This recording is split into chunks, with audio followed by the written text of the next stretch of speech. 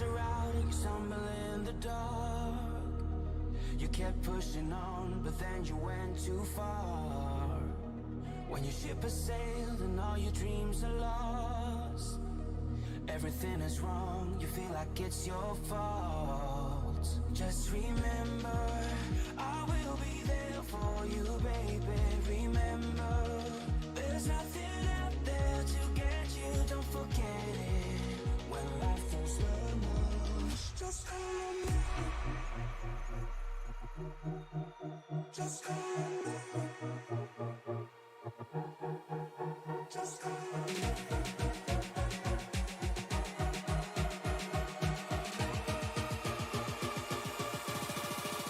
Just call me.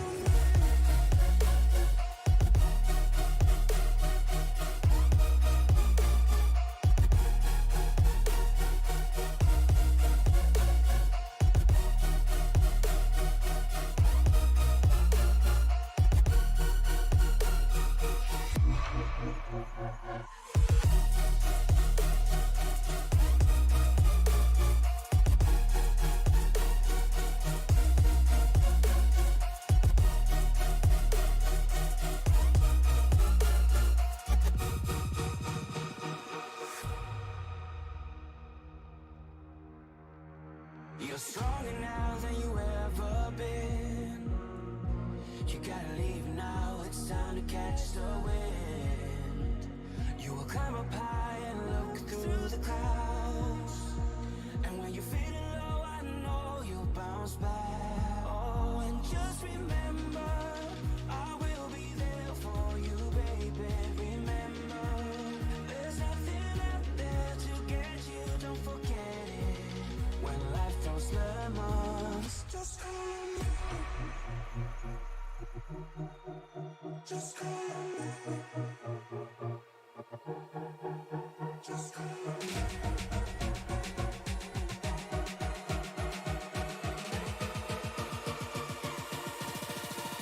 Just call me.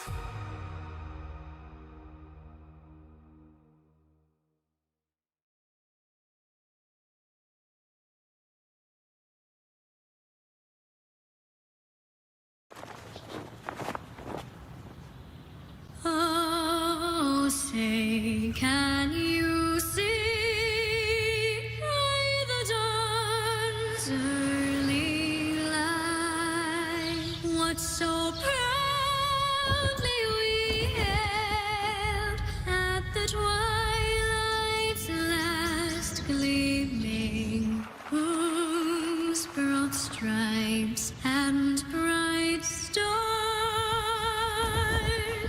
through the perilous fight o'er the ramparts we watched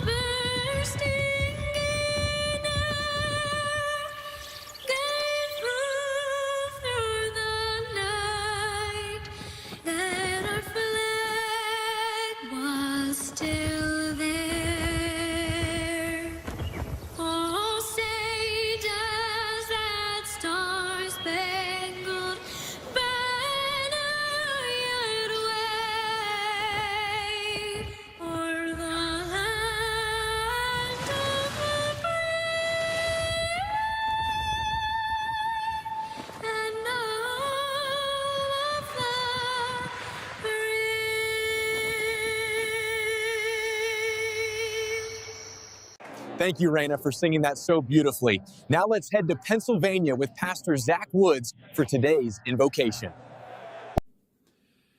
Hello, and I am excited to offer today's invocation for the competition today. Before we dive into some Sim Raf Guy Cup Series action, let's spend a moment in prayer together, shall we? Let's pray together. Almighty God, I thank you for the opportunity to pray over the competition tonight, to pray over those who are in the booth, to pray over those who pour into so much time and effort to make this Cup Series go around. Lord, I thank you that you have blessed the competition with the means to come together under their shared passion of racing and competition tonight. Lord, we cannot do this honorably without your help. And so as tensions rise and maybe angers flare, I pray that you might bless the field with a sense of fairness, a spirit of calmness, and yet one that still spurs upon competition. We want to honor you with how we act and how we drive, how we broadcast, and how we show our passions this evening. And so, Lord, I pray that whether we are at a super speedway or a short track, an intermediate, or anywhere in between, oh Lord, wherever the setting might take us, let us race honorably. We ask of that blessing tonight. We ask that we might honor your name and who we are and how we race. And all the glory and the honor of tonight's broadcast goes to you. We thank you, God, for the opportunity to meet new friends, to share in passions of racing, and to make this time about you. In your Son's name we pray, in Christ's name. Amen. Thank you. Back to you guys up in the booth. Thank you, Pastor Zach. Now let's head trackside with Lugo the Lugnut for today's command to start your engines. Gentlemen, start your engines.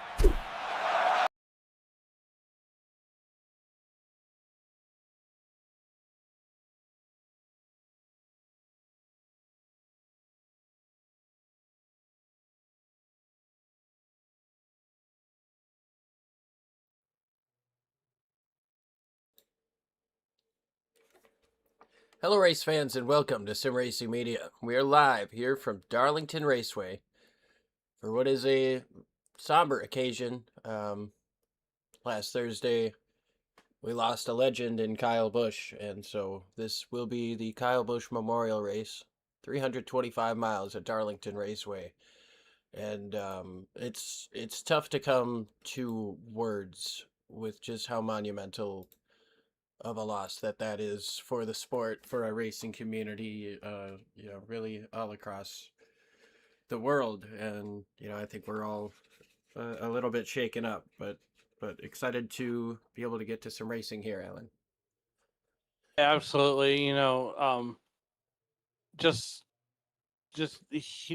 racing heals all, and time will heal all. But nonetheless, here we are, ready for the Kyle Busch Memorial here, and what better way than Darlington? And I tell you what, Liam, my favorite moment, and I've seen this even on the social media, is that race where Kyle Busch and Kevin Harvick got into it on pit road. Yeah, I mean, there's never a shortage of Kyle Busch moments to be able to come at. There's some are good, some are bad. Some are definitely interesting, and it was always good at keeping you watching. So we're excited to be able to pay tribute to Kyle here tonight. We've got numerous paint schemes on the racetrack, representative of schemes he's driven in his past, and it is absolutely beautiful just to see what everybody's kind of thrown together here.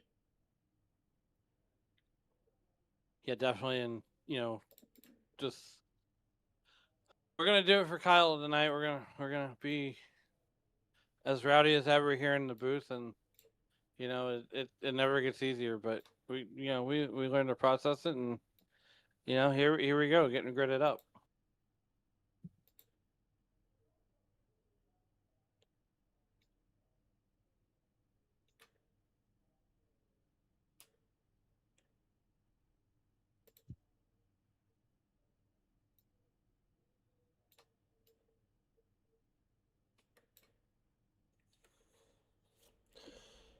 All right, well, let's go ahead and get our starting lineup here, and we've got a familiar face up on the front row. That is one Lilith Peters. She kicked everybody's butt in Watkins Glen Allen. Yeah, absolutely. And here she is on the front row, and it's Southern Current Motorsports, and I mean, I would expect no different, but a lot of Kyle Busch schemes here, and reminds me of that Kevin Harvick race that you see on YouTube and all the other socials where that's all Kevin Harvick. So this is all Kyle Busch. Thank you, EOL and Chris Hopka, for putting this one on. All right, Greg Wood Jr. on the outside of row number 1. Brandon Cooper, Noah Jackson make up row 2.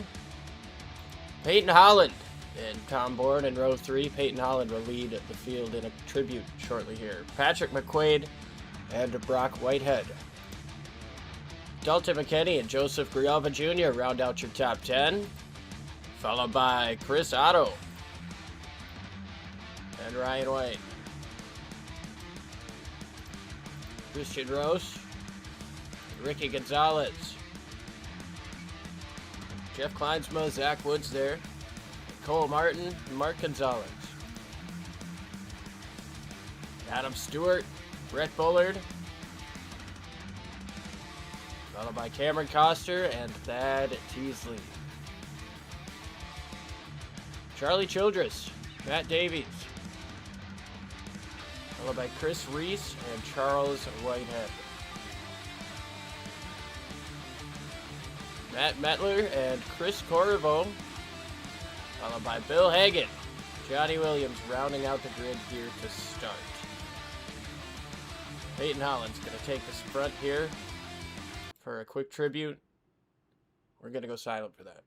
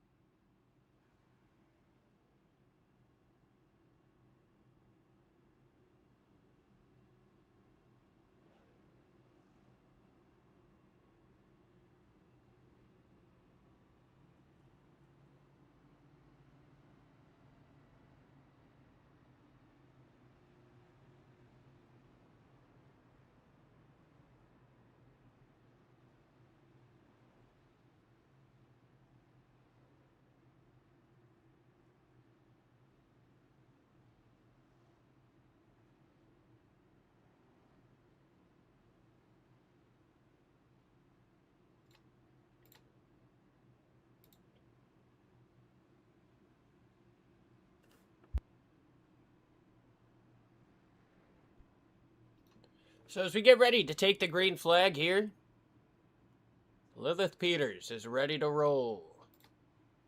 EOL Race Wrap Guy Series doing the Kyle Busch Memorial Race. 190 laps here in Darlington. And Alan, I liked your quote, so I'm going to let you say it again. As we come off of turn number 4 through the Geico restart zone, ladies and gentlemen, race fans, we're going to do it for Dale, be like Biff, and race fans, we're going to race like Rowdy. Green flag in the air, a little bit of contact with the outside wall to be at the 87 of Noah Jackson. And a lot of Darlington stripes going on.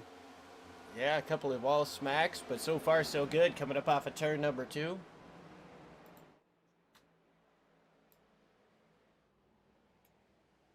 Hockey Tools, a green flag.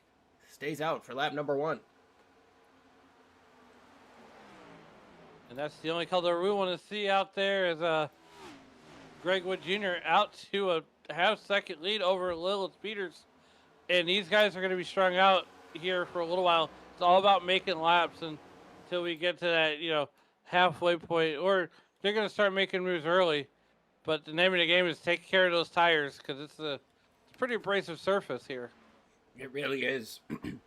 You want to try to take advantage of how close you are to these guys early on, but you also know that this is a track where you're racing that racetrack. Now you're seeing a little bit of a potential blinking coming out of that 87 early on in the show.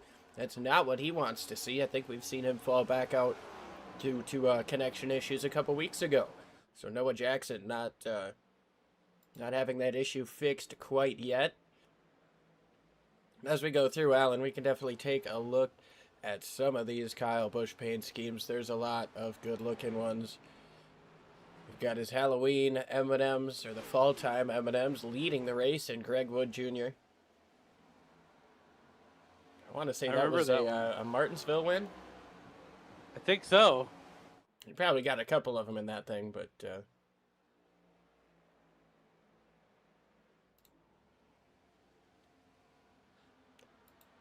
Oh, man, Noah Jackson gets big time sideways down the front stretch. We've seen him do that a couple of times coming up off of the corner. He's getting loose.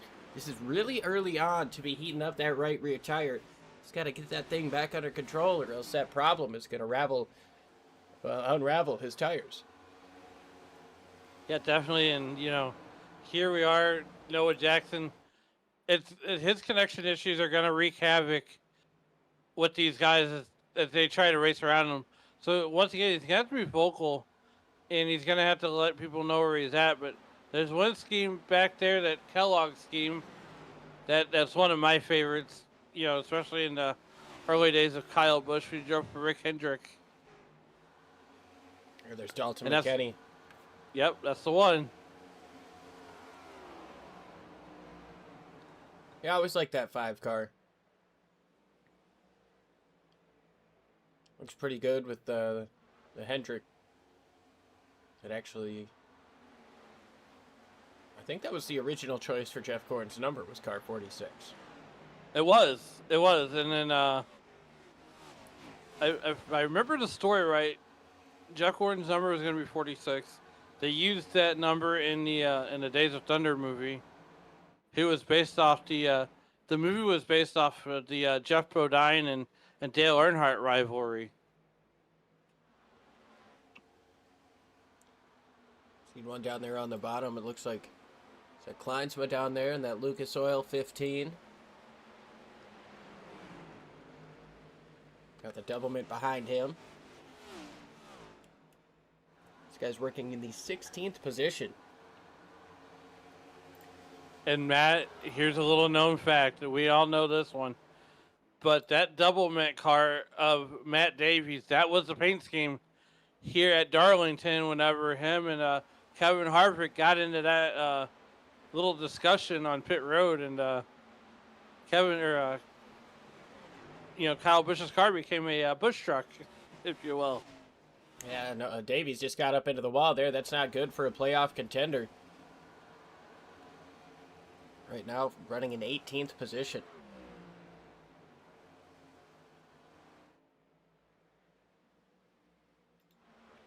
Saw Peyton Holland at the front of the field under the pace laps.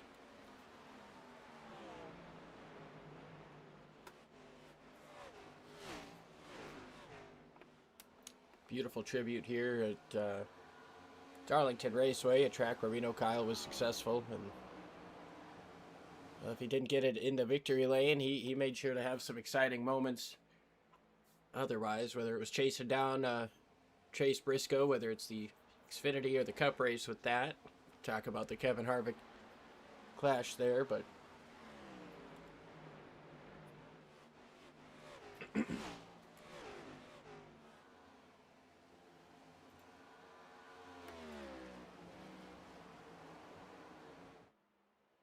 Greg Wood Jr. continues to lead. He's got about 0.6 of a second over Lilith Peters in second place. And she's had herself a pretty strong start.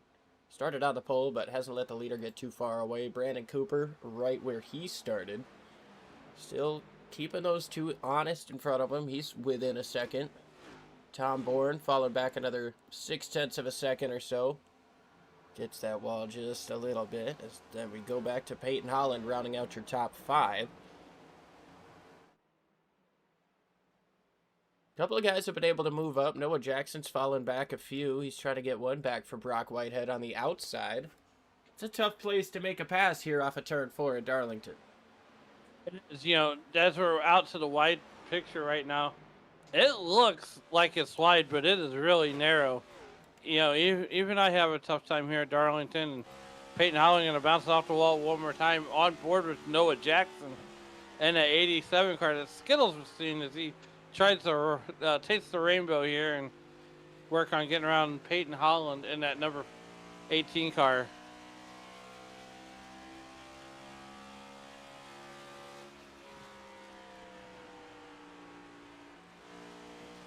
Yeah, I mean, it can look wide from on TV, but when you see those entries, they use up every inch of racetrack, and they want more. They just don't get it. Yeah, and you can see Peyton Holland ahead of Noah Jackson as he uses what they call a double apex, if you will. Runs that diamond line. Yeah, you can see that right there. Gets right up onto the apron. Now he's going to get right next to the wall. Shut back down that racetrack. It is close to the apron, a little bit on it. Tries to use that to help him turn off of the corner.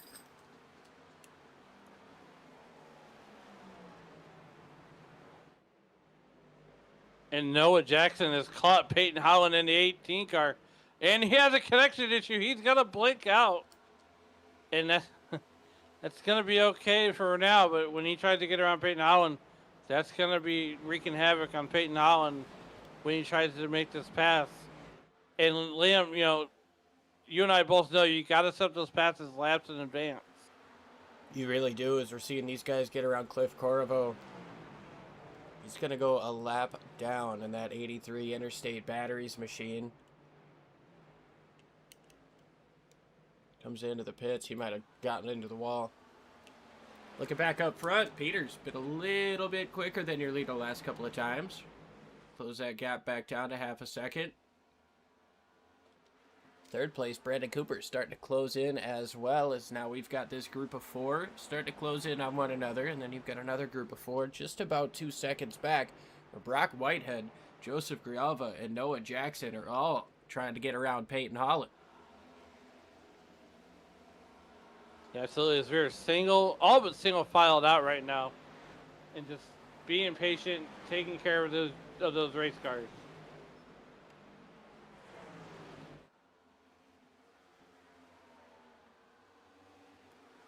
We work lap number 18 here.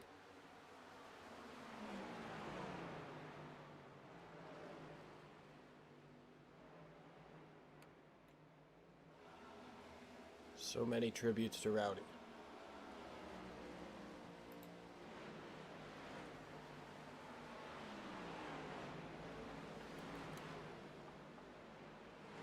As we are live here on Wednesday night in prime time, and Lilith Peters to the lead. We have the lead change with Greg Wood Jr.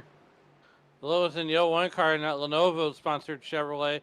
Oh, tries to go back for it. Almost a little bit of contact coming up off of turn number 4. Now here comes Brandon Cooper trying to close in, take a pass on Greg Wood Jr. Wood's going to fight hard on the outside, though. Be able to keep it up there, and that's a tough spot to make a pass. You got to have a little bit more out in front. Because that guy on the outside, he could really try to keep it in there, keep it between your car and the wall. And here comes Tom Bourne. He's the one to put his hat in the mix and get out there and fight for that lead. So he's the one to turn it into a 4-car battle for the lead. Look at these guys go all the way down to the apron. Now this, Liam, we are not at pit road or pit stops yet, but we want to remind everybody that that is a lot of asphalt you got to cover to get down to pit road off of that hot racing surface. Yeah, I mean, you really got to commit to entering the pits into turn 3 and get down low. It's hard to keep that car down there, but it's even harder to try to stop it and turn it all the way down in the middle of the corner.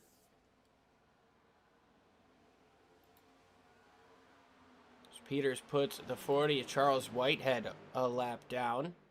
It's going to allow her to get a little bit more of a lead. Bad timing to catch the 40 for the rest of these folks coming up off of turn number 2.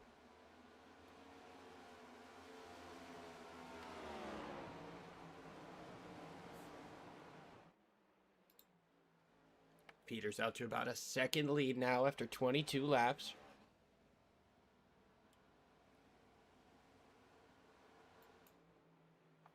Dalton McKinney, side by Ryan White, a little bit of contact there.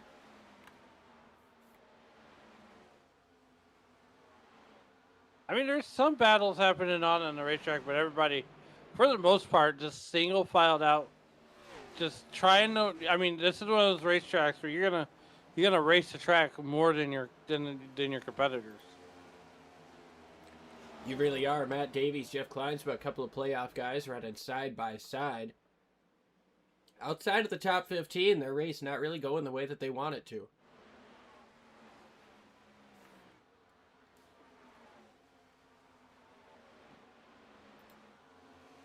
Redwood Jr., your top running playoff driver. Brandon Cooper there in third. Tom Bourne, another playoff guy. Peyton Holland also in the playoffs, followed by Noah Jackson. Brock Whitehead. Joseph Grijalva, he has not got that green banner. Neither does Mark Gonzalez or Chris Otto. So 7 out of your top 10 playoff drivers. Seen it on the side of the screen a couple of times, but haven't had the moment to really take a look at Chris Otto's paint scheme here. He's got a couple of different sponsors of Kyle's. You know, he's got the Skittles, he's got the M&Ms, and he's definitely got the scrapes on the right side now. Rocking that Forever Rowdy logo. We rocked from lap 8 to 18, courtesy of Chris Hubka, and wherever he may have gotten that from.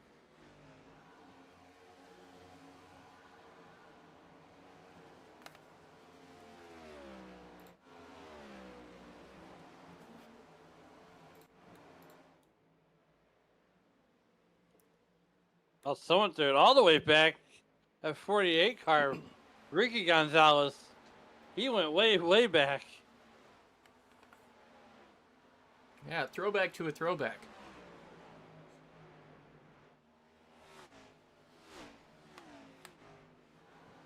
Remember when Kyle threw it back to Dale Jarrett?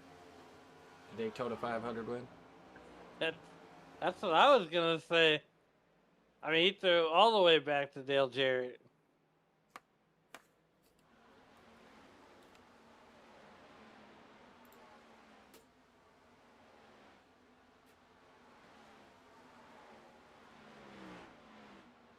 Ryan White, also in an M&M's paint scheme.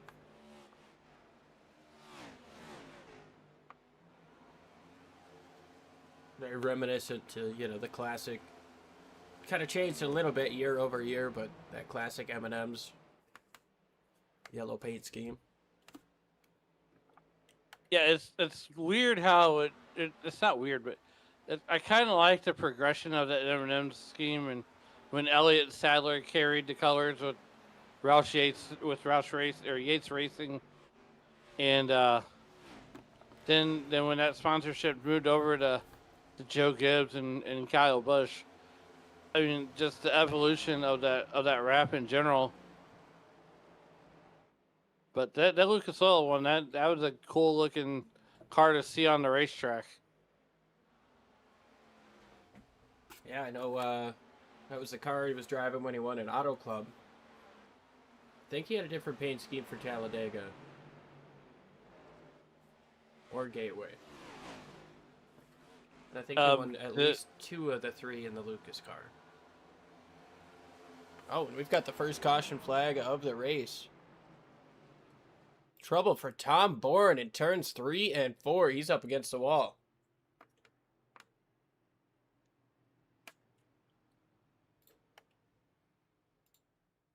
Our first muffler man caution of the race comes out here on lap 30, and I bet a lot of these drivers are going to be happy to come in and get some tires.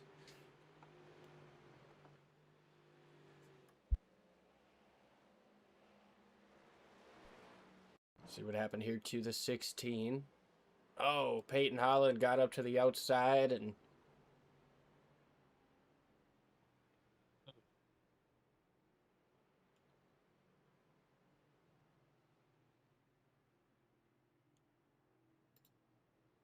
I have to take another angle here.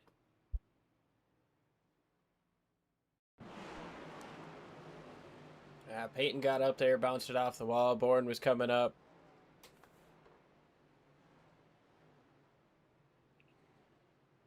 Maybe, I don't know, it seems just kind of like a racing deal. But everybody comes into the pits. Wholesale pit stops. Wholesale indeed.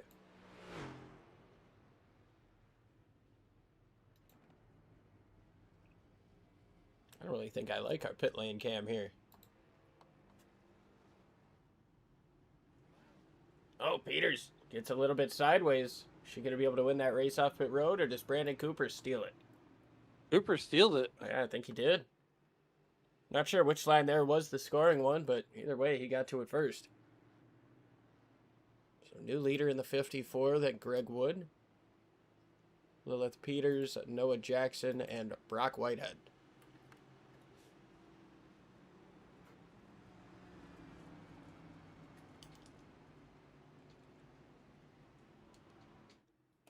So we continue on. 22, Joseph Grijalva, 18 of Peyton Holland. Mark Gonzalez, Chris Otto, Patrick McQuaid rounding out your top 10 here. I believe Race Control kind of came to the same verdict that we did. There's kind of a lot going on there. It's tough to determine fault. I'm glad I don't have to do race control. A thankless job. Yeah. Race control is one of those deals that it's almost like the lost luggage claim at the airport. Yeah, everybody's mad at you when you can't solve their problem, but it's pretty quick high buy when you do. Exactly. Now lights are off on top of the pace car. That means this muffler man caution flag period is coming to a close. Brandon Cooper going to lead him down. Just watch this tire spin here as the green flag comes back out. The green flag, sponsored by Milwaukee Tools. Pretty clean so far. Looks like the upshift looked pretty good too. Green flag back in the air. Yeah, Cooper gets a great start on that restart there on lap 34, and now we got some action. We got a bunch of field back up, and well, now we're just about single filed out once again. That 3G car is the car that won at Gateway. Well, it's a 33 car of Charlie Childress, or Tad Deasley rather. There it is. Yeah, there it is. That 3G stuff. We got some side-by-side here with Peyton Holland and the 46, Dalton McKinney. Or sorry, that's Ricky Gonzalez there. Dalton McKinney's a little bit behind here. Everybody in different paint schemes. McKinney is back behind this battle. It's at 14, Christian Rose, a little throwback to the KBM truck. This almost reminds me of going to a Taylor Swift concert and listening to the song Eras as we go through the different eras of Kyle Busch's career. Alan, you had me nervous there for a second, but you came back all right. Look, I would go to a Taylor Swift concert. I'm just saying. I'm a closet Swiftie.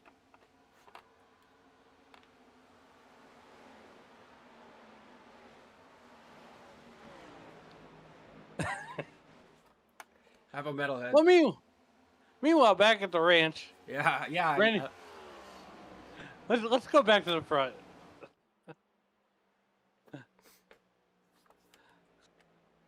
Lilith Peters closing in on Greg Wood. Seen this one before, this time for second place. Caught Greg a little bit loose. These next-gen cars with this kind of update and the lower downforce package, you can get somebody loose coming up off of the corner. It's not like it used to be where you just get right up behind them in the middle and they kind of start to slide up off. It's more of like it points them down coming up off of the corner. It's a little bit different, but it's a tool you can kind of use to your advantage and make things difficult for the driver in front.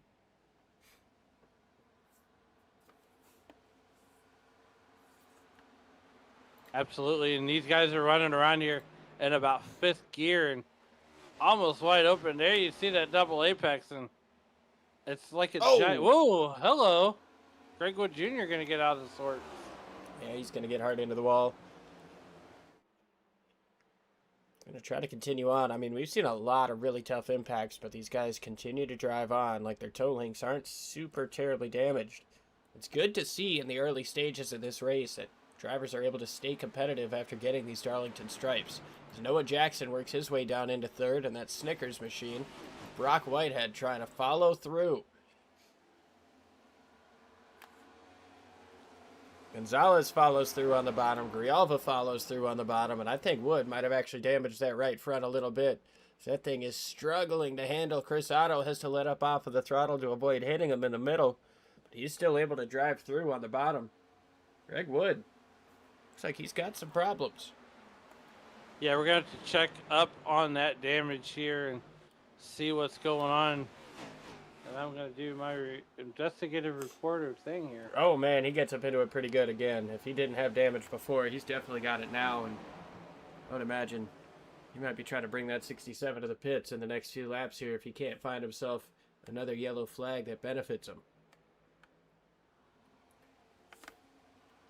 Allen goes down and does a little bit of investigative reporting. We'll jump around, we'll see Thad Teasley getting down to the inside of Adam Stewart. Adam Stewart in another M&M's and Skittles throwback. Maybe not so much the Skittles, but a pretty similar concept to Chris Otto. Yeah, unfortunately, we're not going to be able to get a word or see what happened with the 67 car, but, you know, that car looks unhappy. Yeah, he's gone from 2nd place outside of the top 10, now 14th place behind, or 13th place behind Dalton McKinney, and at risk of losing 14th to Zach Woods.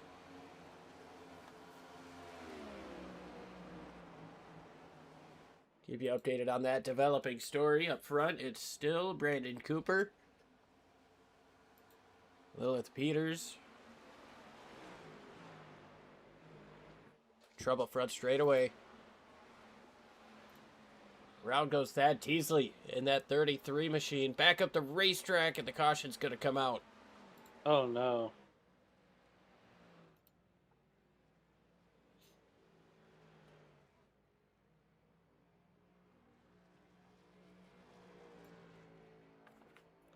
So the second muffler man caution of the race happens on lap 45. Now the question is, do you want to pit? You pitted roughly 14 laps ago. That's the thing. To pit or not to pit, that is the question.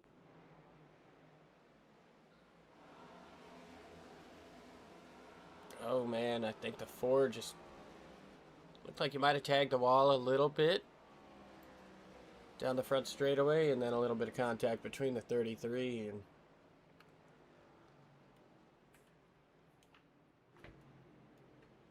Oh, a little bit of damage on the 33 car. yeah, it was a pretty significant lick.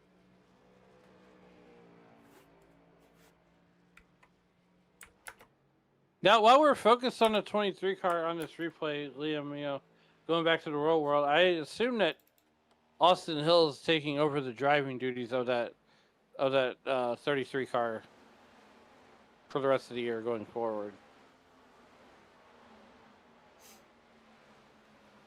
I'm not sure that Adam got the wall there. He just got a little bit squirrely coming up off of the corner and made contact there with the 3-Chi machine. Teasley comes into the pits. Brandon Cooper.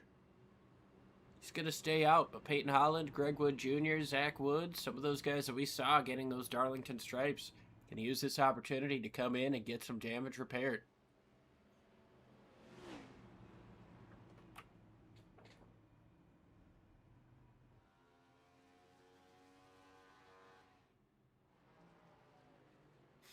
Tom Bourne getting his lap back.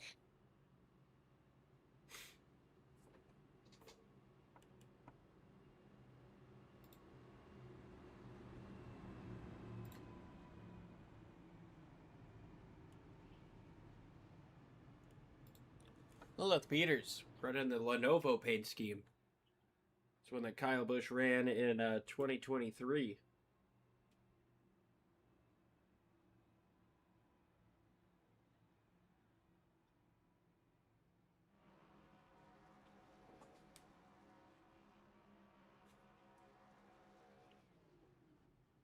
Remember, he also had, was he Pit Boss Grills? Did he have Pit Boss Grills on his car, or was it a different grill company? I think it's a different grill company. Maybe it was I know he had Cheddar's Scratch Kitchen on there. Never been to Cheddar's, but I went to one when I was in Indy a couple of years ago, and, you know, of course, got me that number 8 meal, the tender meal. Not usually a chicken tender guy, but when you go to a place that's got NASCAR stuff, you buy the NASCAR stuff. Fair enough. It could have been a shrimp dinner, and I'd have probably done it. I don't even like shrimp. oh, I don't like shrimp either. That belongs in the garbage.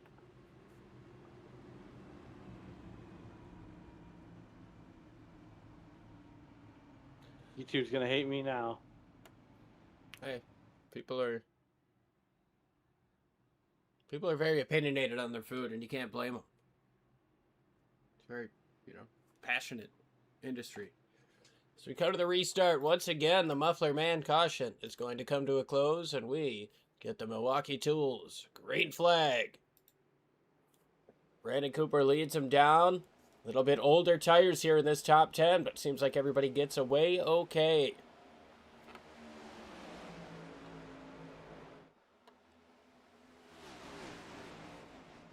Yeah, away we go. Noah Jackson up there in that second position. He's going to blink out, and here comes Lilith Peters on the inside. She's looking for a 2-for-1 special. And, I was listening to the download. There's Mark Gonzalez, and, Kyle Busch was talking to Dale Jr. about his late model, and he wanted the number 8 and the Dale Jr. number 8. Well, Mark Gonzalez is running that same exact stylized number 8 that Dale Jr. made for him as a DEI.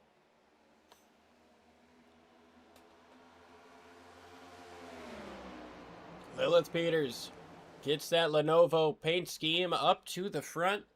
Trouble turn 3. Big trouble. Matt Davies. Big contact with Charles Whitehead. Teasley involved in another. Oof.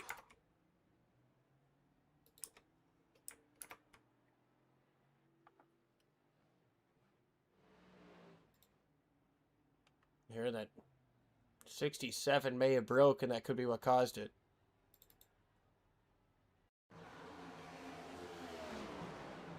Oh.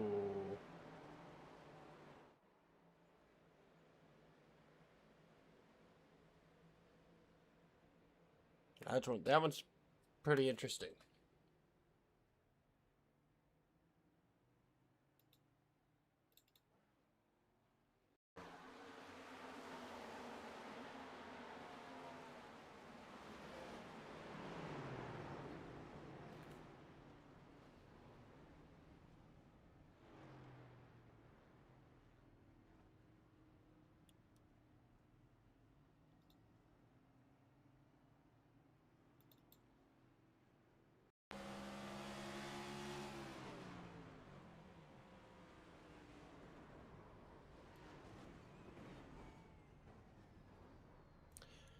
He must have got the wall coming up off of turn number 4 or turn 2. just before that, because yeah, like he said, hearing him say on the radio that he just broke a toe link. He couldn't turn. We saw a little bit of turn to his wheel, but tough break. Yeah, and to add to that, Matt Davies is not happy with that 67 car of Greg Wood Jr. So they see it a little bit differently. We're not going to go into details, and just from the booth here, it looks like a racing incident. But Matt Davies and down there in the Discord channel not happy with Greg Wood Jr. I'm not sure what to call it, but I'm gonna call it another quick muffler man caution flag period for sure. I like that. I mean, from our angles up here in the booth, it doesn't look intentional. It looks like Greg Wood Jr. might have had a problem, or they were going for the same piece of real estate. I don't even know if Greg was. I don't know. It didn't really look like he was able to turn. But I might be wrong. I'm not a doctor. I only play one on television. I don't even do that. I tried the video game once, and I was very bad at it. I tried the board game, and I kept getting shocked. Or kept yelling at me. I haven't seen Bill Hagan's car yet, but he's got the Cheddar Scratch Kitchen patriotic scheme. See that little croissant on the back? I love that.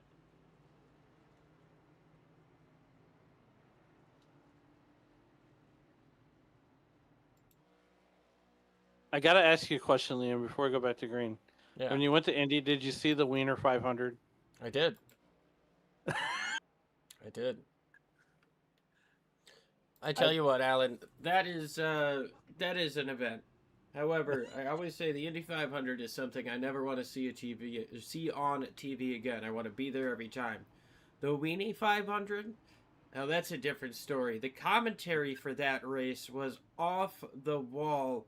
Townsend, James Hinchcliffe, and Will Buxton absolutely taking every chance that they could to make a wiener joke. They slipped whatever they could in, and they created something. We've got a restart coming our way. Muffler Man goes away because the Milwaukee Tools are coming out to do their job. Green flag in the air. We're rolling here on lap 54. Another number that Kyle made famous. Yeah, absolutely. Drove for his brother Kurt Busch there with that number 54 car in the Xfinity Series. You got it backwards. And that there. was You got it back. It was Kyle Busch Motorsports. Oh But yeah, Kurt KBM. Busch was the first one to win for KBM. True. I believe that's the same car, the Monster Energy car, that crashed at Daytona and broke his leg in 20. I want to say 15 when he won the championship, or 19. That was 15. I was going to say that's about the same paint scheme the 54 is running in second, but you had a nice, happy segue, too. That's true. we're working on it. We're working on it.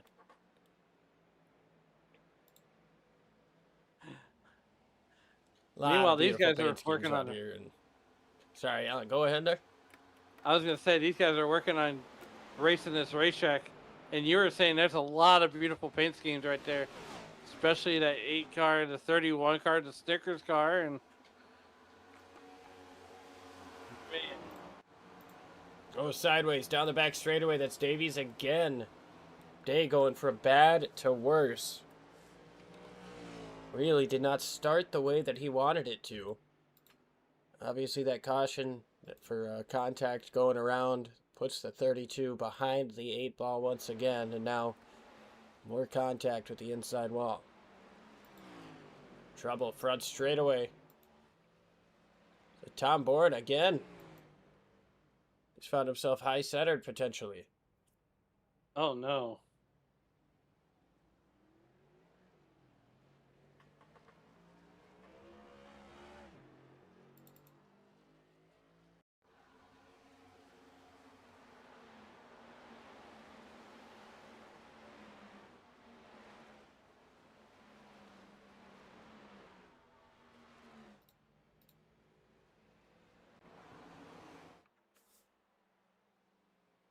No caution, by the way. Still green. Lilith Peters continues to lead. Brandon Cooper in second. Mark Gonzalez third. Noah Jackson, Brock Whitehead, Chris Otto, Ricky Gonzalez, Joseph Grijalva, Christian Rose, and Patrick McQuaid rounding out your top 10.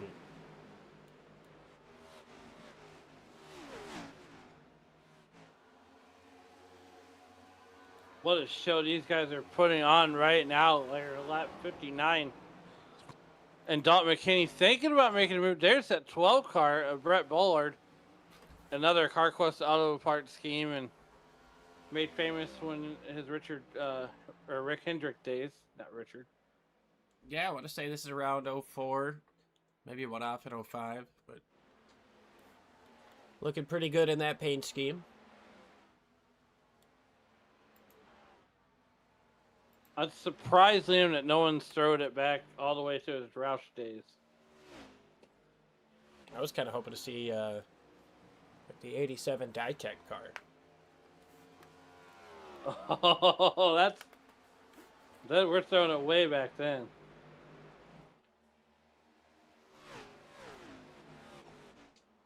So Tom Bourne gets passed by the race leader.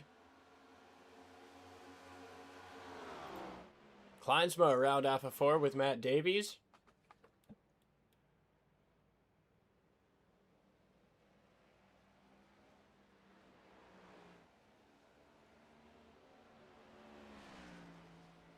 Take a look at that in just a few moments here. Another one that didn't bring out the caution.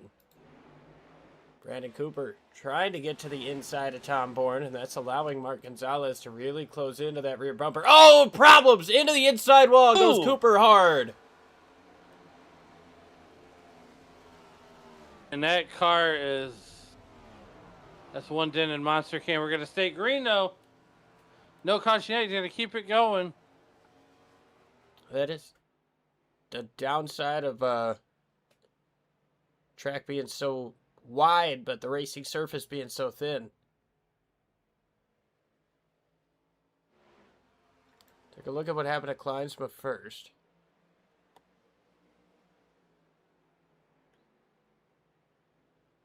He got the wall and lazy little spin there, and looks like the same thing happens to the 32 Davies, and good job of avoiding that 15 as he was out of control and regaining control.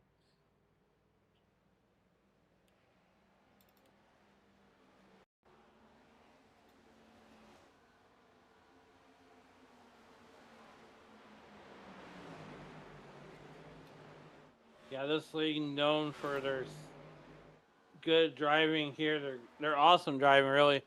No other league are going to be able to save a car like that. And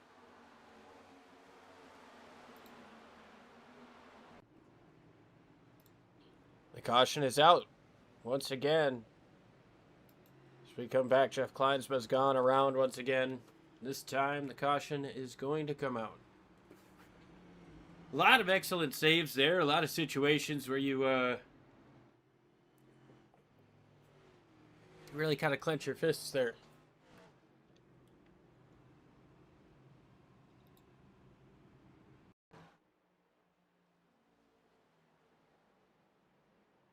Same thing as before. That's just... Oh, and right in front of the leader, Peters. oh, no. Goodness. Everybody avoids. Gonzalez might have made a little bit of contact there, but everybody's going to come into the pits now.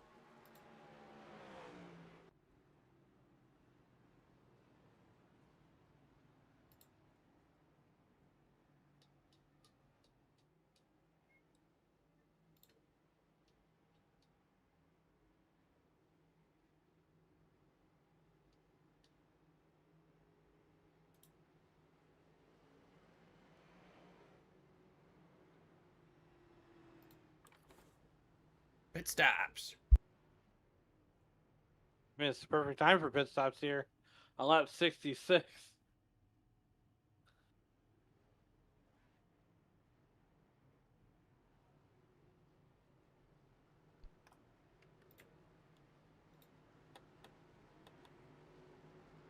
Gonzalez going to win the race off pit road. I think Peters getting that thing looked at.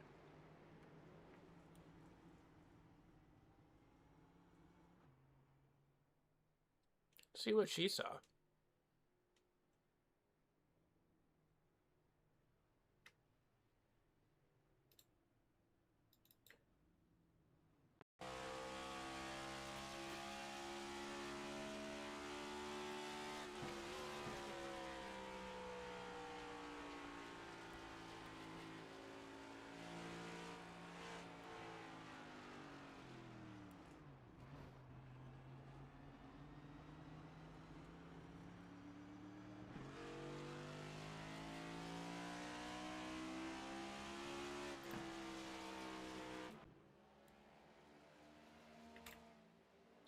Well, just a little bit of a bump there.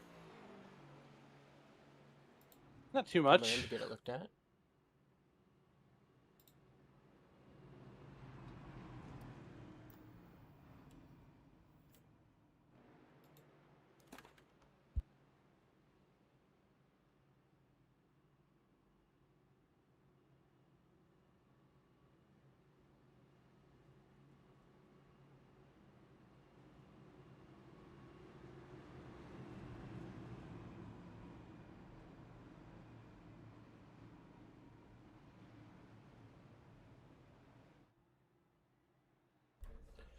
Coming back to the restart, Mark Gonzalez is going to lead us over Noah Jackson, Brock Whitehead, Ricky Gonzalez, and Chris Otto in the top 5.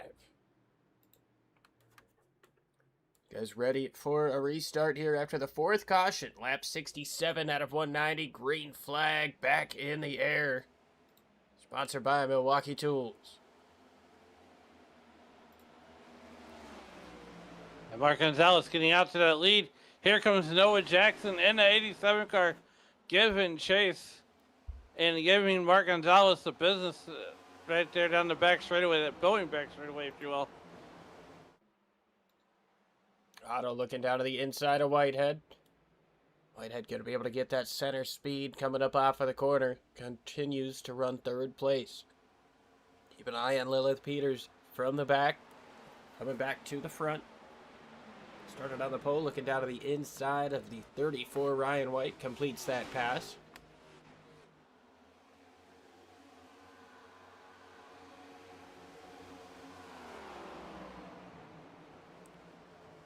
Charlie Childress running a throwback.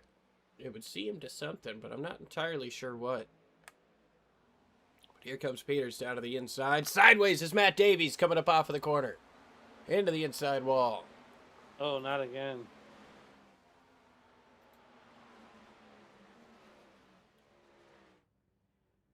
Gonna drive it away. We're gonna stay green.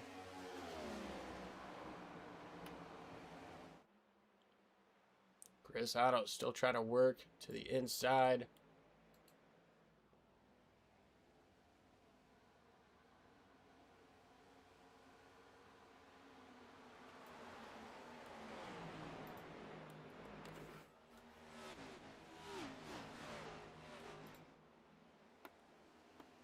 Johnny Williams here.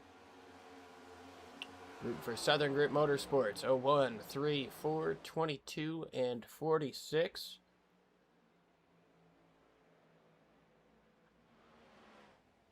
Well, they're definitely trying to make some things happen.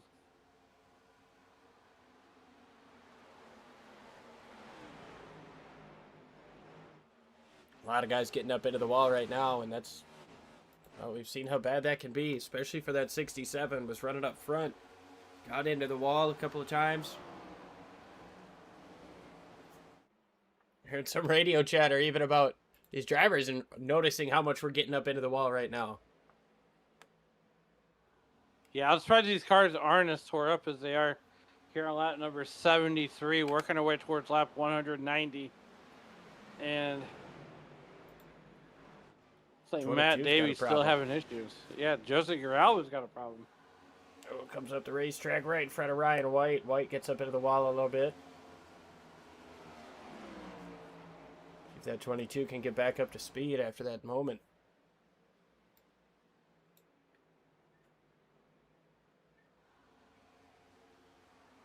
Side by side here with Dalton McKinney, Patrick McQuaid down the front straightaway. Peyton Holland trying to put his nose into the mix.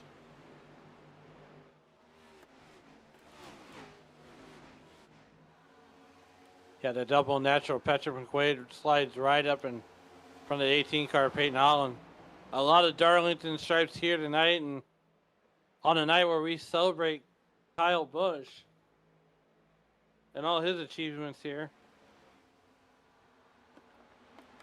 The winningest driver in the NASCAR Cup or the Truck Series with 69 wins, and would have been cool to see 70, but unfortunately not meant to be this week.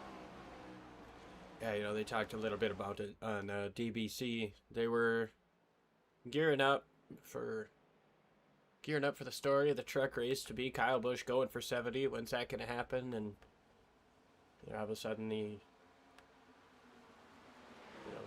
news shifted, and unfortunately we weren't gonna get to that.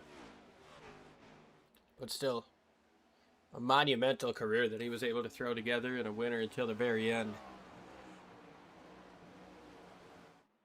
Yeah, and that's the way that you couldn't have scripted that any better. You know, getting win number 69 last week, going out on top as a winner, and definitely a champion in everybody's hearts. As this league races with heavy hearts this week, and you know they summed it up best in their pre-race chat. As emotional and a lot of virtual battles in the league that we broadcast weekly here on Sim Racing Media. But nonetheless, Noah Jackson trying to run down Mark Gonzalez. He is right now. It's about a half a second. Equal on lap times that time around.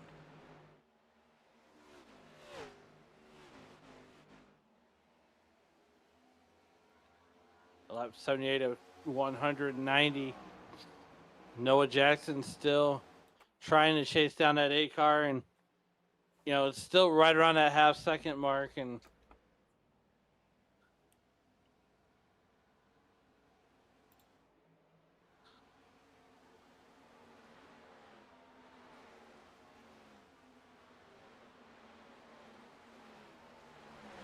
side by side, getting into turn number 1. That's McQuaid and Grijalva. McQuaid able to power through on the outside, and it's tough to make a pass on the entrant of the corner like that. You know, you almost want to establish yourself a little bit further out in front to be able to make that pass happen.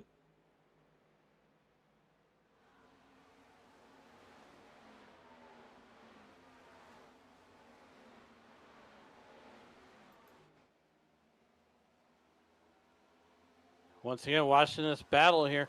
Lap number 80, we are almost to the century mark, that 100 lap mark, as Mark Gonzalez continues to dunk the Oreo in the proverbial milk here. Of 17 spots, he would he would be the hard charger. Yeah, he's definitely a hard charger of the race so far. Other guys like Bill Hagan, he's up 14 spots from where he started. Charlie Childress up 10 from where he started. Ricky Gonzalez, Chris Otto also moving their way the correct direction through this field. Oh, the 48 car's got problems.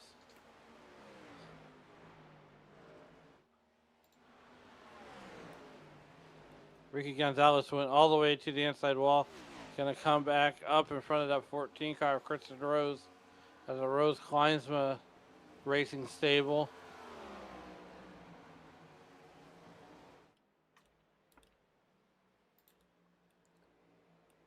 Take a look at your lap leaders so far. Peters has led the most. Greg Wood Jr. has led 19. Current leader Mark Gonzalez has led 18 and counting. Brandon Cooper led 17 before his unfortunate exit in this race.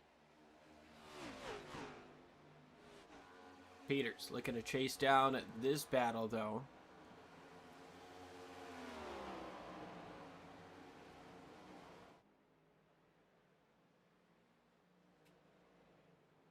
These guys start to close in on each other, and you can see where the throttle modulation is different between these guys. You can see him kind of inching closer, inching further, closer in the middle of the corner. Now getting up towards that outside wall. Scraping it just a hair in the middle of the corner. Still trying to get every inch of racetrack.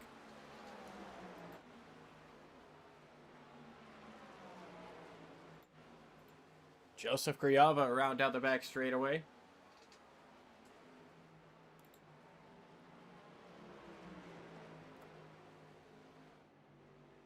You know, Liam, I've been talking, and many of my other broadcasts this week, especially on Sunday night or Monday night. Whoa! Yeah, that'll do it. That'll put a dent in that Ford Dark Horse Mustang. And that just goes to show why it's so tough to race side by side through turns 1 and 2, because if you stay side by side, I mean, you risk running up into that next driver.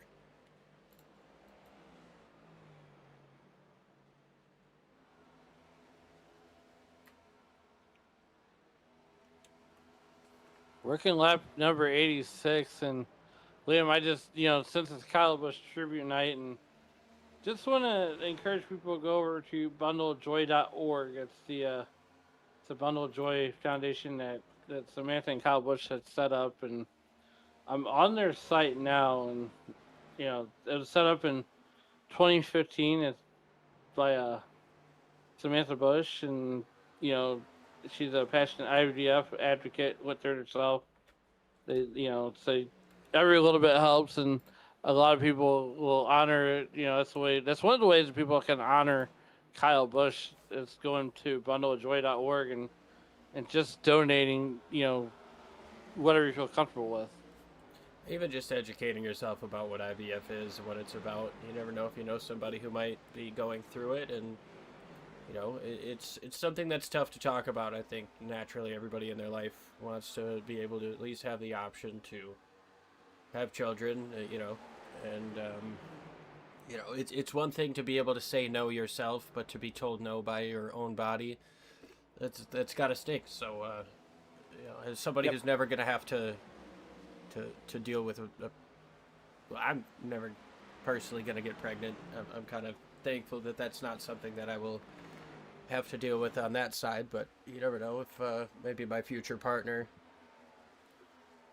has to take that route. So it's good to keep yourself educated, and that awareness, I think, is also something that can kind of carry on that legacy.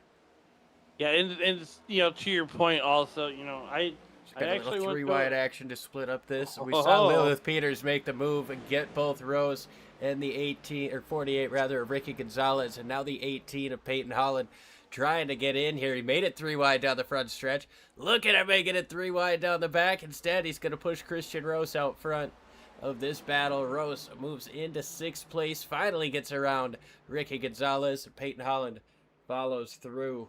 Excellent stuff here out of these guys, and well, not a segue away, but just a little bit of a breakup of that conversation there, Alan. Yeah, that definitely, and Christian Rose splitting it to the 18 car, trying to drive away in that smokehouse pit or smoke pit, or I think it's the smokehouse. Smoke pit. It's the smoke pit. Okay. Okay, this smoke pit. That might have been the grill company that he was sponsored by. I've yet to see a Cessna paint scheme out there from his KBM days. Oh yeah.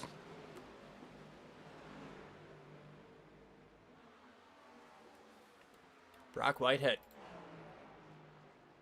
still under fire from Chris Otto. Otto really hasn't let that 31 get away, and as they start to get a little bit further on these tires, really looks like Otto has the advantage.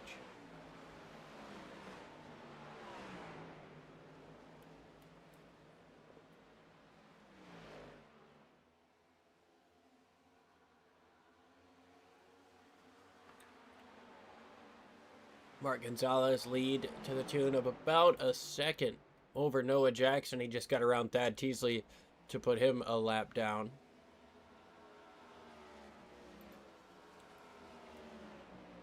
Otto continuing to close in.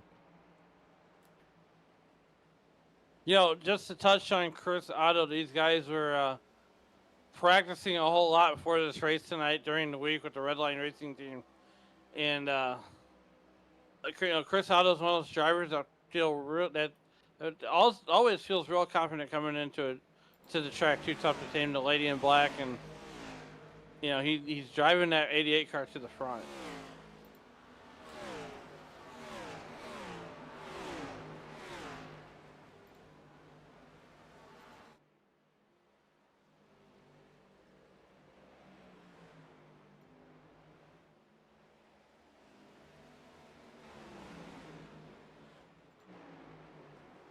Whitehead gets up into the wall as they come up on Teasley. Cuts back down in front of Otto. Otto gets into him just a little bit. So we just passed the halfway mark. 95 laps complete. 95 to go.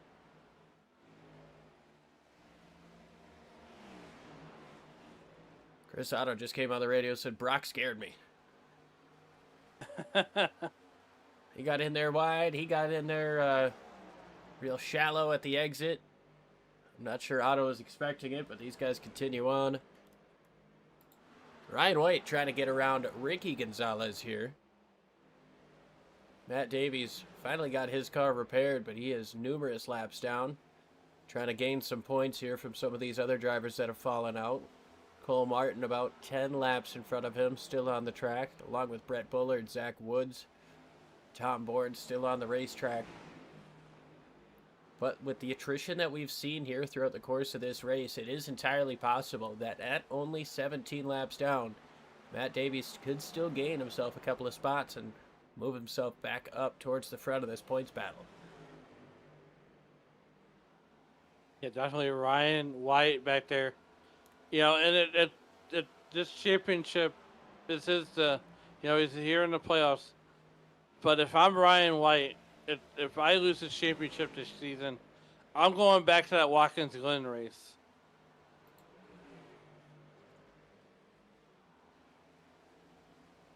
Yeah, I mean, maybe, who knows what that could have done in his seating. But I don't know. I feel like with that playoff reset, it's kind of a new game here after last week and now this week. Just a couple more races to go before that championship race. Really don't have a lot of time for a mulligan. No. Tom Bourne into the pits. Here comes Otto down to the inside, finally able to make it happen on Whitehead. Whitehead gets a little bit loose up on the top, and he's going to have to relinquish that position.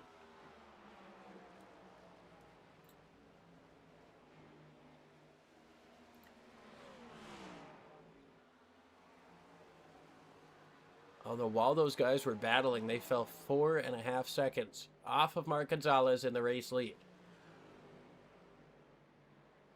Mark Gonzalez just looks super smooth out there on the racetrack. And, I mean, Noah Jackson is probably going to start thinking about what he can throw at Mark Gonzalez, including and the kitchen sink. Kitchen sink, bathroom sink, garage wash tub. If he's got a parts cleaner, he'll try to throw that too. What about the shower basin or the bathtub? Ah, you got to keep yourself clean. That's true. Got to have at least one sort of a water deal. So I guess pick your favorite sink and throw the rest. Matt Davies gets in front of Ricky Gonzalez. It's going to slow Ricky down just a little bit as Ryan White trying to get back to the outside. Trying to keep it off of the wall. Cuts back down, but can't quite get the momentum to make a move on Ricky Gonzalez.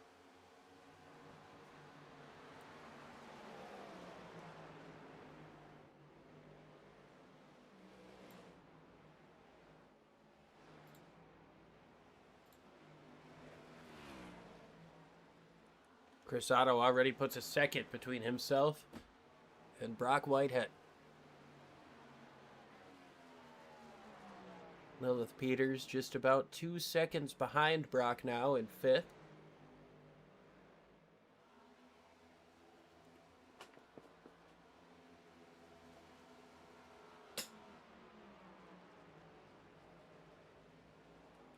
You gotta wonder how long can these guys go, because if they're gonna try to split this in half from 65 to the end, you're gonna have to be able to go, I would say, to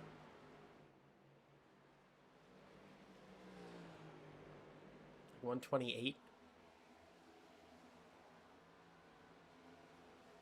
Your math is 63 better and than mine. 62 to go to the end. But I don't know if they can make 63 laps. If they can't, if they're looking at 2 stops, they're probably going to be coming in pretty soon.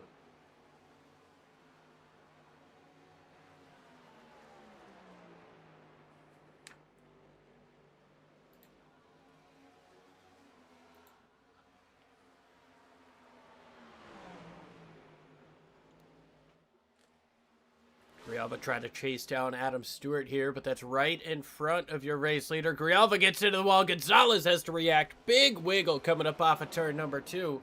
It's going to cost him a little bit of time. Yeah, there's Joseph Grijalva. He's right there. He's got to get around the 22, or Mark Gonzalez got to get around the 22 car very efficiently here as we come down to turn number 1. Because the longer he's ride side by side with the 22 car, that's what I'm talking about right there. That's going to allow the 87 car to catch up. Now he's got Adam Stewart right in front of him, and he's got to get around that 4 car just as efficiently as he did the 22 car Grijalva. Noah Jackson gained half a second on that lap alone, and now Adam Stewart right in front of Gonzalez coming up off of the corner.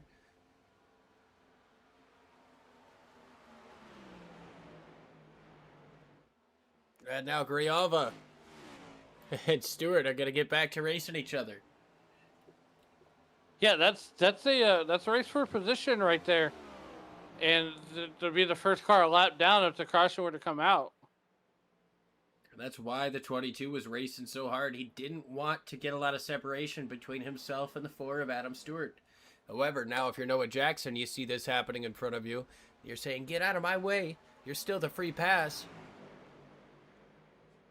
He's going to move down and get to the inside of Grijalva. Adam Stewart up on the top. This is going to get tight. Grijalva going to try to follow through, and he does. I mean, these guys are making daring moves out on the racetrack. Noah Jackson has got a long way to go. We still got a long way to go here. So not a tough ask to catch Mark Gonzalez if you're Noah Jackson. You might have to wait until the next pit cycle comes your way, though.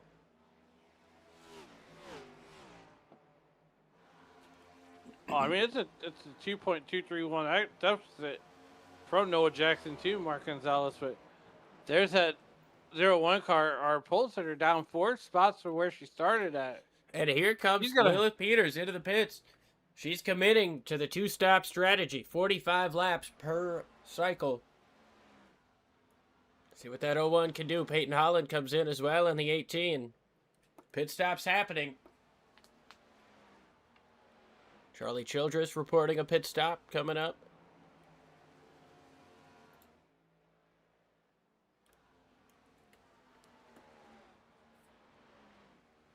Look at these leaders starting to wiggle coming up off of the corner.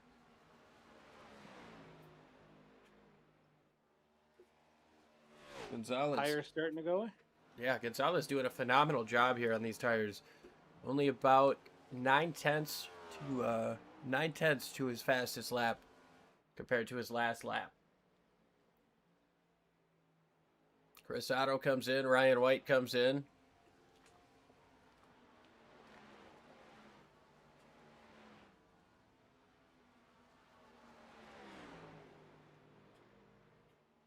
Lap 113 of 190.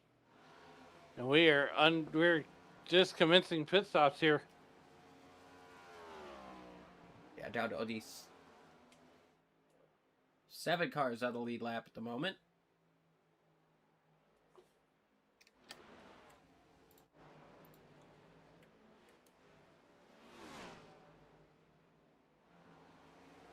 McQuaid and Gonzalez going at it.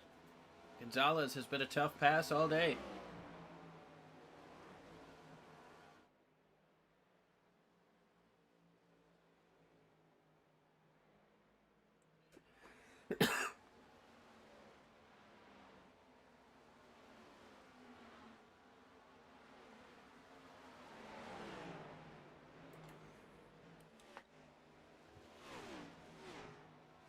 Now it's 3 seconds back to Noah Jackson from Mark Gonzalez, the double natural Patrick. Wait, there's the 8 car.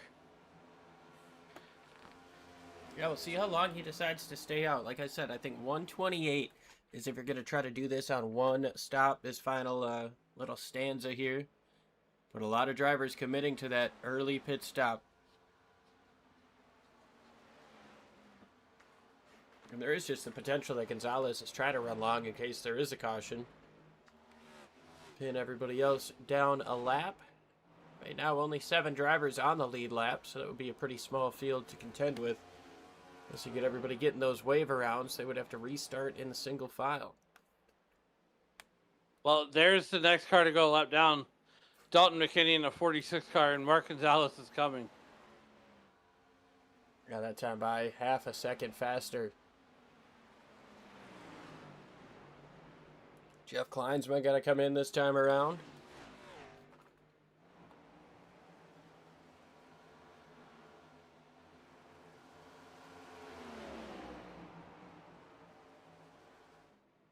Gonzalez now looking to put that 46 a lap down, and here we are. A lot of fresh tires coming up. That 18. Peyton Holland, a driver with fresh tires. Peters has been able to unlap herself.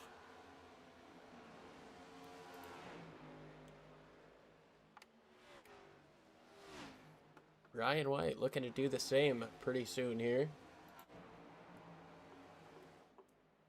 Peyton Holland gets up into the wall, looks to the outside here, race leader. He's trying to be respectful about it, but he knows he's got to go if he wants to try to catch up to that 01.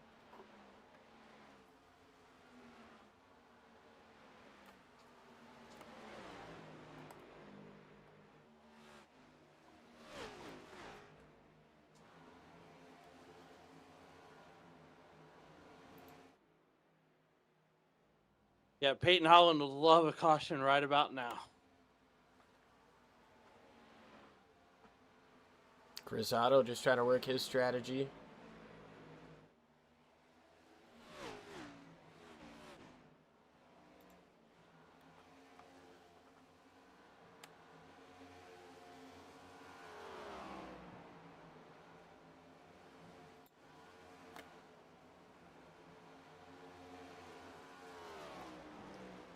So those drivers, Otto, Peters, and Holland, they just unlapped themselves for one of their laps.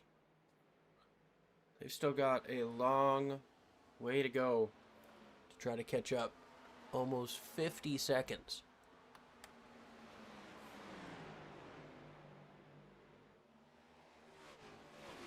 And we're getting close to the magic number for Mark Gonzalez to And make it on that one-step strategy.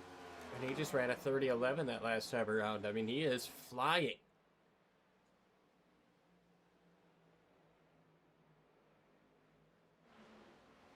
No surprise there. 31 comes in. 14's going to come in. How far can these guys go? Mark Gonzalez, he's got himself a pretty hefty lead, so if he wants to back it up to try to make it to that 128 mark, he definitely could. Oh, Peyton Holland and Ricky Gonzalez get together. The 8 and the 48 both coming in this time. 121. Oh, and around goes Mark Gonzalez on entry to pit lane. And here comes Dalton McKinney. He's got to get on the binders. Noah Jackson, Dalton McKinney. Well, Noah Jackson came in already. That's going to be detrimental for the 8. We'll see where he comes out, but everybody on the lead lap is going to pit. Christian Rose has an unsafe pit entry. No. He's going to be stuck here for a few moments. Mark Gonzalez, surprised he didn't, but he was able to get through okay. Now Chris Otto. Where does he cycle out compared to Mark? I know that spin is gonna... That spin is definitely going to cost him some time. But it was at one of the more convenient times for it to happen.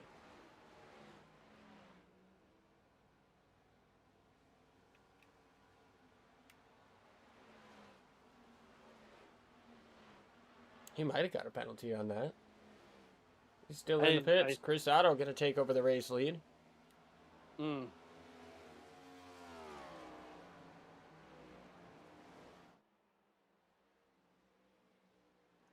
Lilith Peters in a second to the tune of 1.3 seconds back. Noah Jackson trying to close in. Came in about 11 laps later along with Brock Whitehead. Yeah, Mark Gonzalez must have gotten an unsafe pit entry as well there because he is just now coming out. Spent 55 seconds on the pit. So he's going to be hoping for a yellow flag to be able to get himself back up to the front and hope that he doesn't lose too much time. He's going to have fresher tires, so be able to get closer to unlapping himself as Chris Otto in the race lead gets a little bit loose. Noah Jackson closing in on Lilith Peters, but they're both closing in on your race leader. Yeah, absolutely here. And Noah Jackson's right there on Lilith Peters' back bumper, on her back door, if you will. Looking down to the inside. I don't think Peters is going to fight too hard. Not right now. She knows the fresher tires are working on that 87. If it's not broke, don't fix it. The question is, these drivers who came in around 120, 121, is their plan going to be to just, splash and go it at the end, or are they going to try to do two tires? That's the question.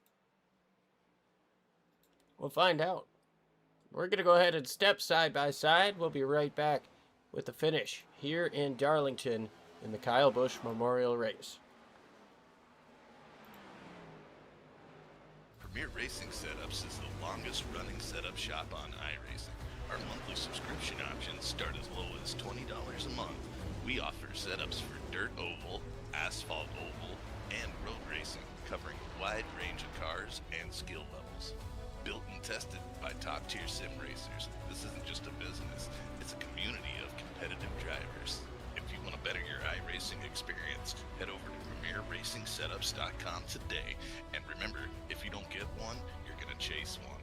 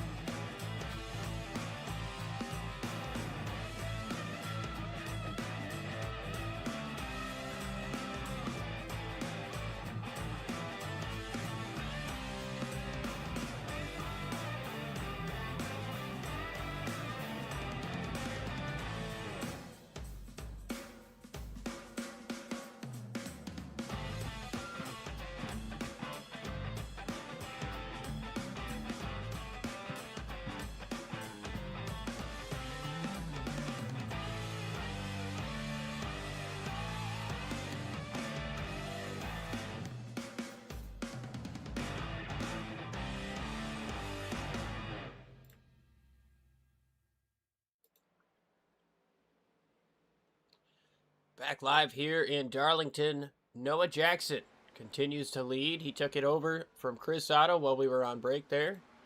Lilith Peters sits in third, trying to close in on that 88. Differing pit strategies up front. Noah Jackson last came in on 121. Chris Otto on 111. Trouble front straightaway.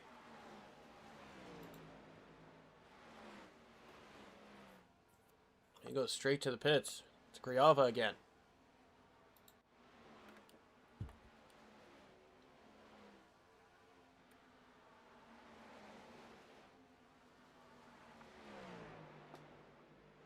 Well, if the caution were to come out right now, Mark Gonzalez would be the first car a lap down. So we're watching the, I believe that's the 87 car. Oh, no, my. it's double natural. Oh, wow. It Patrick also McQuaid. happened while we were on break there. Nobody should have stayed on board. Not sure what happened with Kleinsma in front of him.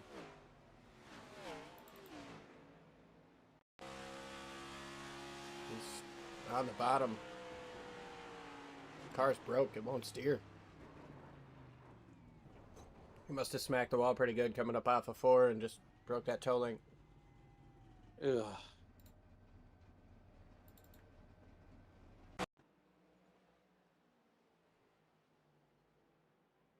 Same with the 22. He just gets in there and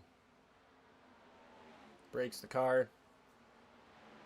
He just pulled off straight up to jump to the pits. Peters now closing in.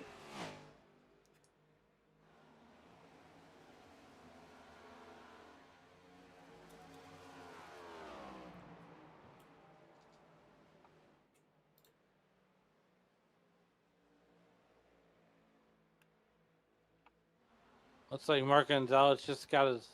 No, there he goes. 7 cars still on the lead lap. Coming to 50 laps to go. This has definitely been the longest green flag run of the race. Only 4 cautions throughout the course of this one. Noah Jackson leads. We've had 4 lead changes on the racetrack today.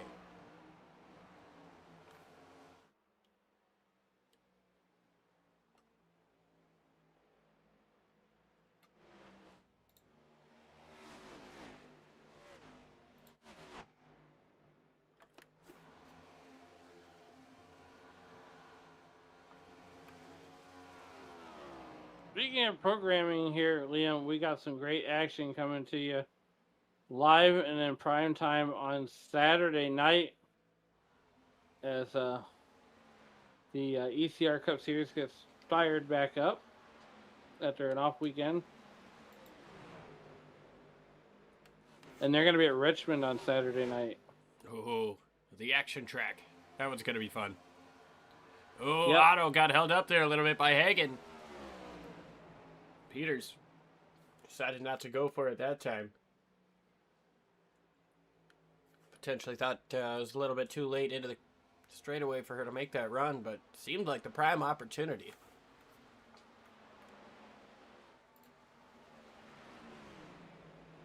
Yeah, lap 141. We're just inside of 50 to go here. Make it 49 to go next time by on lap 142.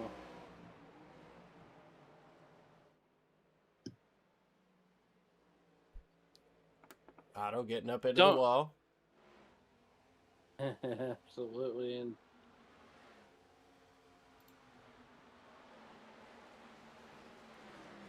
next Tuesday night, Liam, don't forget to tune in as Liam makes his return to the truck at Michigan with the Western States Racing League as they go 80 laps at Michigan, and all the action starts at 10:20 Eastern.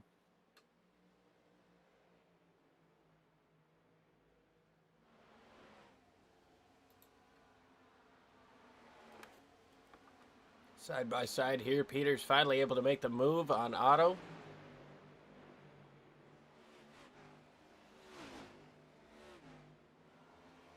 Peters moving in to second place, about 2 seconds off of the race lead. Noah Jackson just getting through some traffic. Dalton McKenney, one of those guys.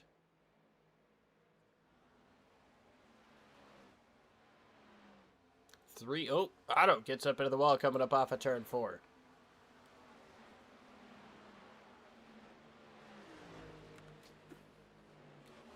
Some of these drivers who came in on lap 110 probably looking about 7 or so laps away from their pit stop.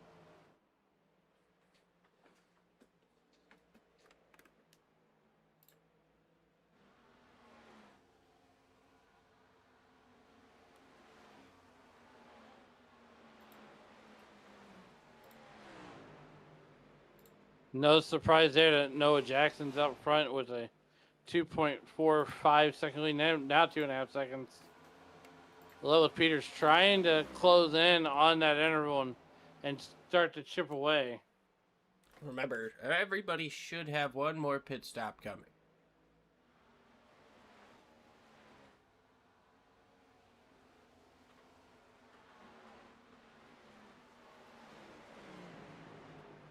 Only stipulation I could see there is if we get a caution flag, you might want to come in and get more tires, but pretty sure everybody in the field can make it through on one more stop. Now that Peters is stuck behind this lap traffic, it's really... Well, now here she comes into the pits. It's time. Gonna go the final 45 on this set of tires.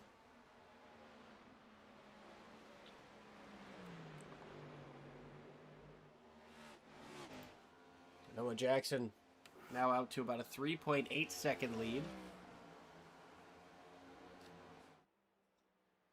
Almost 9 seconds back to Brock Whitehead. Peyton Holland in fourth rather. 17 seconds back. And Ryan White rounding out your top 5 and the lead lap cars. 19 seconds behind. This long run has really allowed drivers to race this racetrack. Show who's got the best stuff, who's got the best grit at a track like Darlington. Gotta keep it pretty rowdy to be up front here, and that 87 doing a pretty good job of it. I like that. I like what you did there.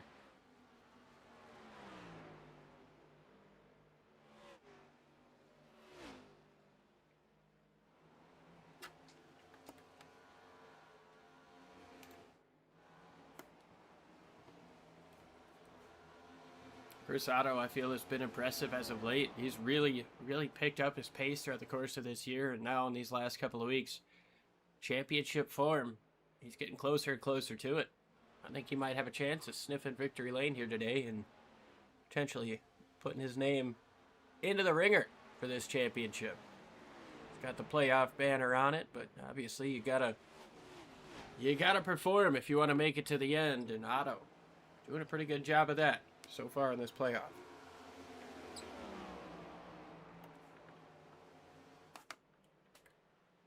Yeah, Chris Otto there with a almost 5.5 second deficit back to Noah Jackson. Now Noah Jackson's gonna have to come down pit road one more time.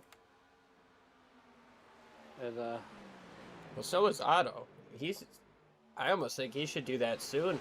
He's stuck behind these lap cars. It's really affecting his time. It's really affecting his ability to get out there and race. I mean, now he's going to have the chance to get down to the inside of Gonzalez and take that spot, but he's lost a ton of time trying to chase down Noah Jackson.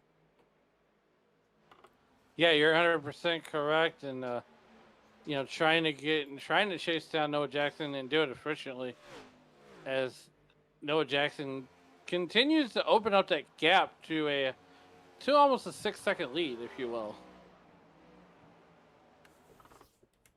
Yeah, he got around Patrick McQuaid to put him another lap down.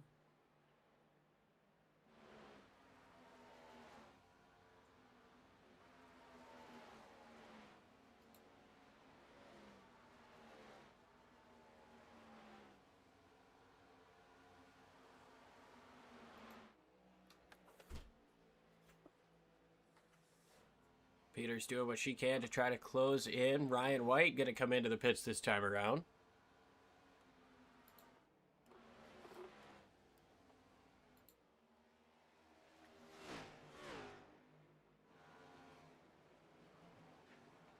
So at this point, if Jackson were to take 4 tires, he would come out about 4 or 5 seconds behind Lilith Peters.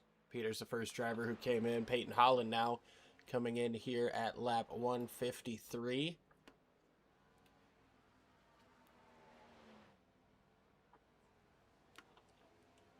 Going to take his final set of tires, 37 laps.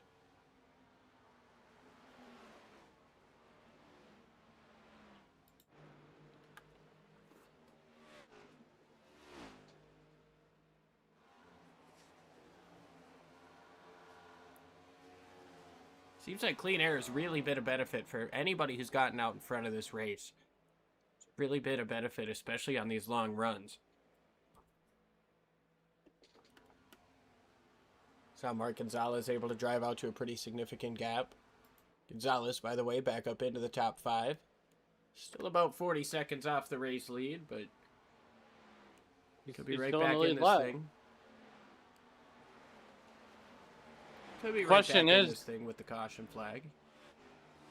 The question is when does Noah Jackson hit the parachute and come down pit road?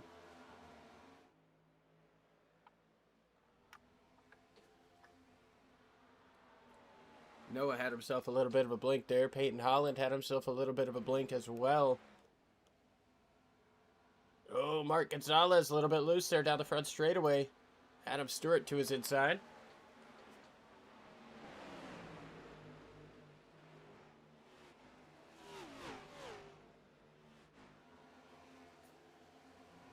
Ooh, that's a big hit off the wall for Mark Gonzalez.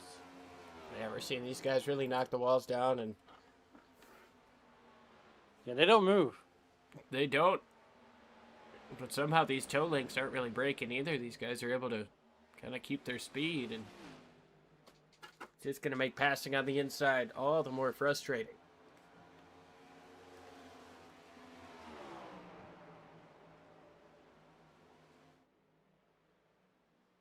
Noah working to the inside of the 33 Teasley, putting him another lap down.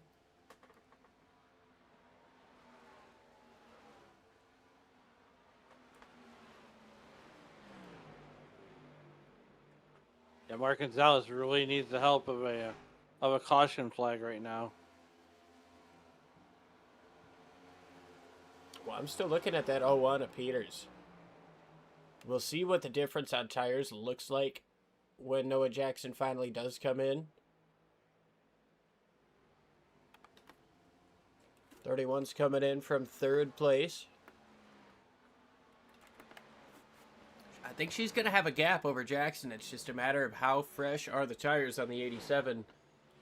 Or how are they going to chase down that 01? How quickly can he do it? And that's going to be the $100,000 question of the day.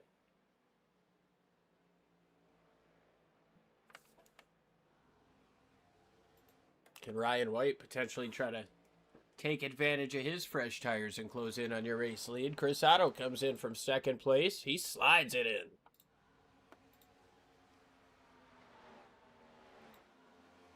And now it's just Noah Jackson. Yet to make his final pit stop with 30 laps to go here in Darlington. 12, Brett Bullard down there on the bottom of the racetrack. He got his damage repaired.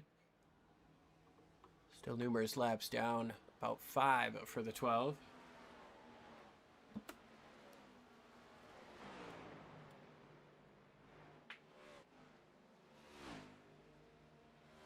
Chris Otto's still putting down really good lap times.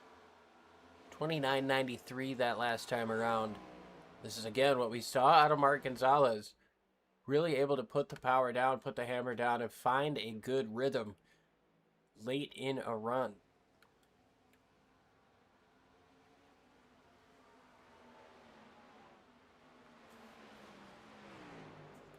Mark and Ricky Gonzalez come into the pits from 2nd and 3rd.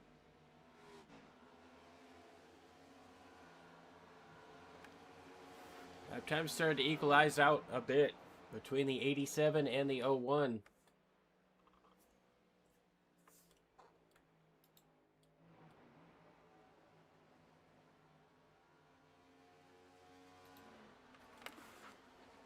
Looks like the 01's got a little bit of right side damage there. Could be a little bit to that.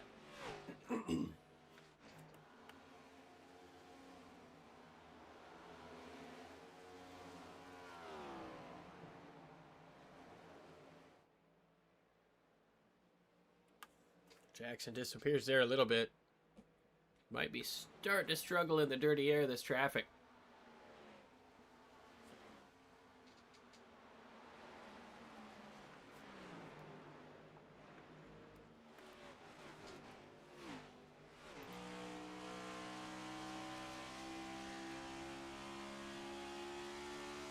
'87's coming in this time. I don't think he wanted to be stuck behind that traffic.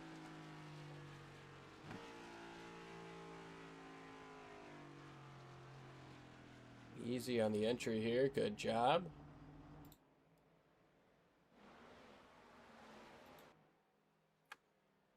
Again, it takes about 53 seconds to complete your pit lane time. You lose a little bit more on entry and exit as well, but this is going to be the test. Yeah, this is when the pit stop's going to matter most. And, well, here comes Lilith Peters, so 43 seconds behind your leader, while Noah Jackson sits on pit road. And right side's done. Left side's going up in the air. It's going to be 4 tires. Peters going to come across the start-finish line now. Noah Jackson out of the pits. Peters able to take over the race lead. Now Noah Jackson has 25 laps to give chase. See what that gap looks like, as he's going to stay all the way on the inside. Extra slow down there. He's going to have a little bit more grip as they work into turns 3 and 4.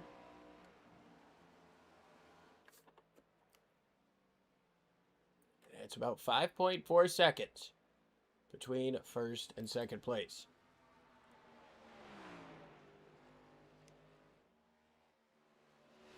"24 laps remain here. Lilith Peters out to a 5-second lead over Noah Jackson. And that's going to level off right here down the back straightaway. Noah Jackson's starting to eat into that interval just a little bit. Oh, he's going to be taking big chunks out of this at first. He's going to be trying to get those tires as much as they can get out of the fresh tires, out of that fresh, cooler rubber. Gained about 0.7 of a second that time, a 29.18, his fastest of the day, compared to a 29.79 out of your race leader. She's going to have to hope those tires equalize out pretty quick and that she can keep on that 29.90 train that other leaders have been able to do in the past a little bit later on their tires. But it's a 19 lap tire difference between first and second.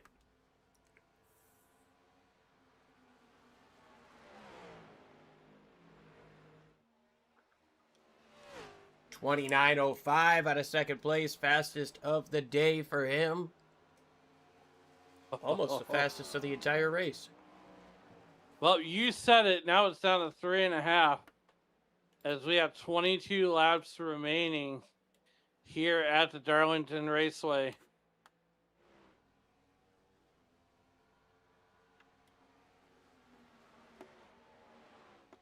Another 0.7 out of the lead that time. It's 3.1 with 21 to go.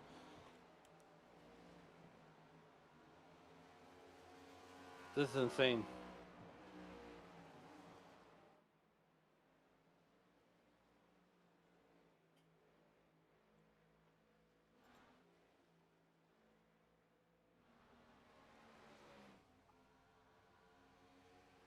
$29.92 to $29.36. Another 0.6. It's 2.5. It's starting to equalize out a little bit, but I don't know if it's enough time. There's one lapped car in between these two. Peters, gotta hope there's not going to be traffic in front of her for a little while. You can see one way off in the distance when she comes up off of the corner. Other than that, pretty clean track up in front.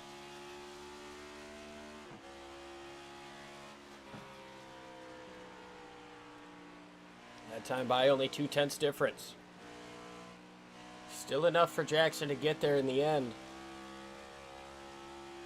Definitely starting to favor Peters a little bit more.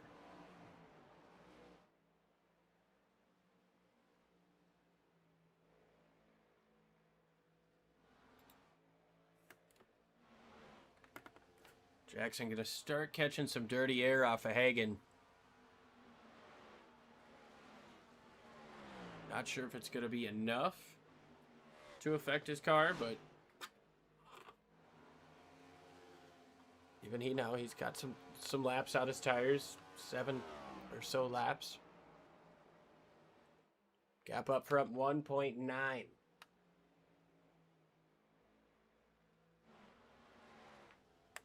Really good lap here in favor of Noah Jackson. Yeah, Noah Jackson's coming and coming in a hurry.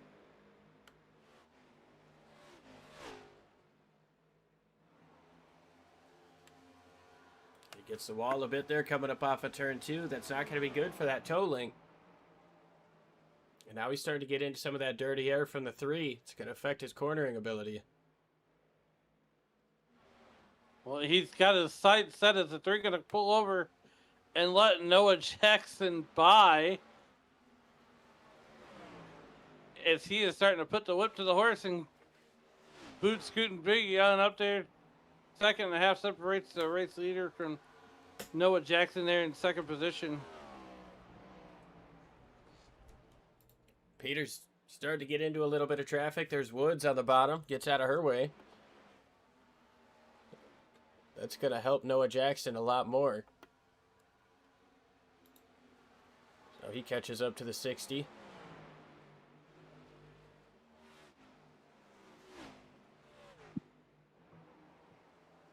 I can tell you right now, Liam, that Lilith Peters is looking at that relative, wanting to know where Noah Jackson's at all times. And the 3 car going to get to the wall. Yeah, that was pretty big contact there out of the 3.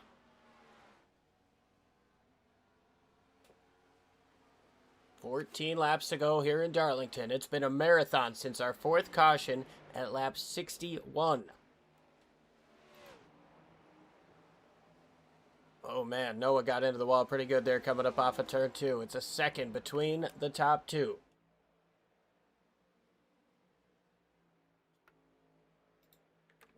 What are these wall pops going to do for the 87? I know that 01's got a little bit of right front damage. We got a baker's dozen left.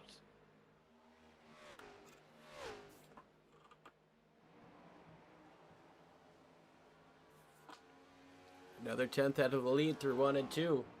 But as he starts to get into the dirty air, that wake of the 0-1 in front, how easy is it going to be for him to carve around this racetrack?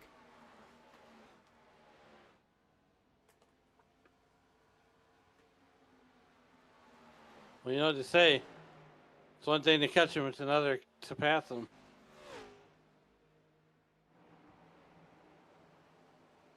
Peter's got the wall a little bit. Jackson got it even harder, though. That cannot be good for the right front of that thing. I'm shocked it's still turning like that.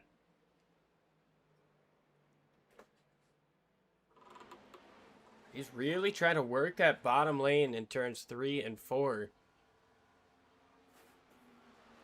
Equal lap times out of your top 2 that time around.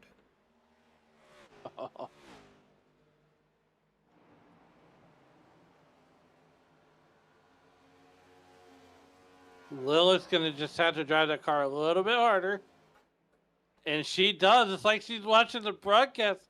She puts the whip to the horse, and, well, as Noah Jackson's got an answer right back.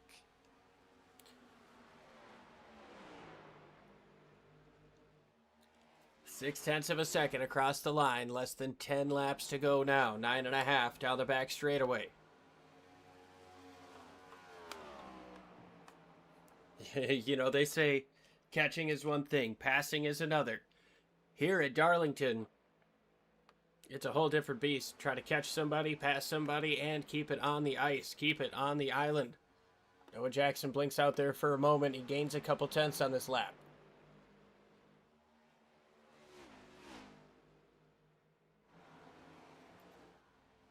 Mark Gonzalez around down on the inside of the racetrack. Gonna stay green, but he's got a meatball. Oh, no.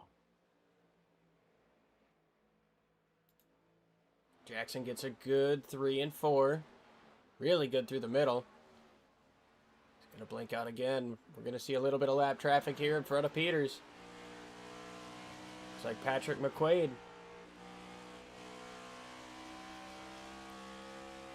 Just really working that throttle in there. Jackson drives it in deep into turn 3.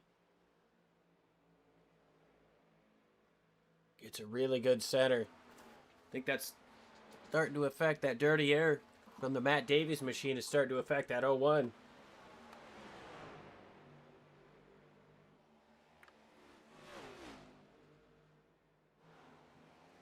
She gets up next to the wall. Oh, so does no. Davies, and so does Jackson. We got 7 to go, and it's there's the interval. There's the eyeball test. Noah Jackson is there. He is just stalking Lilith Peterson like a lion in the wilderness. And, well, when does Noah Jackson make the move? Where can he make the move? How can Peters defend it? At 87. Oh, they both get the wall that time, coming up off of 2. Jackson drives it in deep once again. Peters trying to follow. She slides up just a little bit. Jackson looking low. He's had a better exit off of turn 4 each time. He's got the run. Peters gets a little bit loose. Tags the wall. She's going to have to try to pinch him down, but it's going to be tough. Jackson slides up. He's got the slider. Can she pull the crossover?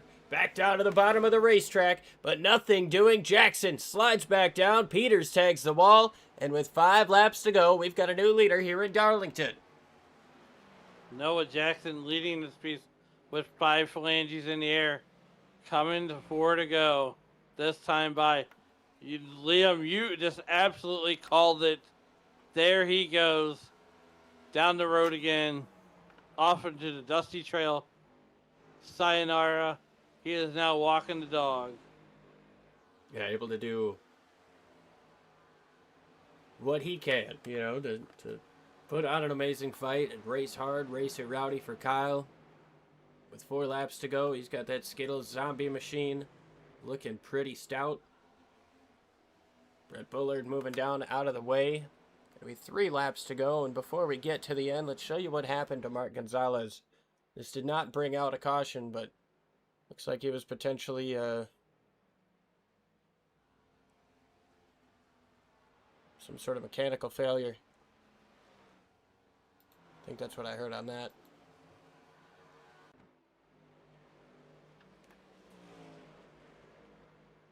Noah Jackson out front with 2 laps to go here in Darlington, and it has been a phenomenal race. A lot of beautiful paint schemes out here to celebrate a man who changed the sport in more ways than one can count. I mean, you talk about the Kyle Busch rule, keeping Cup guys out of the lower series, keeping 16-year-olds off of big tracks. You know, it's amazing what one person can do. I mean, even just in terms of rules, but he's such a polarizing character. You either loved him or you hated him, as the Crawford white flag is in the air. But as it came down to the RCR years, there was kind of a tone shift in his career. It kind of seemed like there was a lot more cheers than boos for Kyle. Regardless, there's going to be a lot of cheers from everybody tonight. From Noah Jackson. He's going to get it done here in Darlington. He keeps it rowdy. Lilith Peters comes home in second in that Lenovo throwback. And Chris Otto in his custom throwback is going to round out your podium.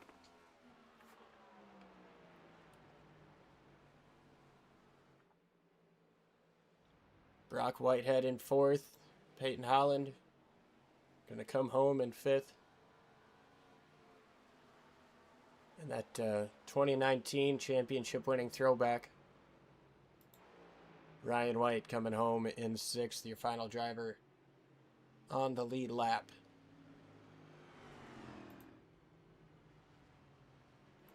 We'll take one final look at some of these paint schemes as everybody pulls it into the pits.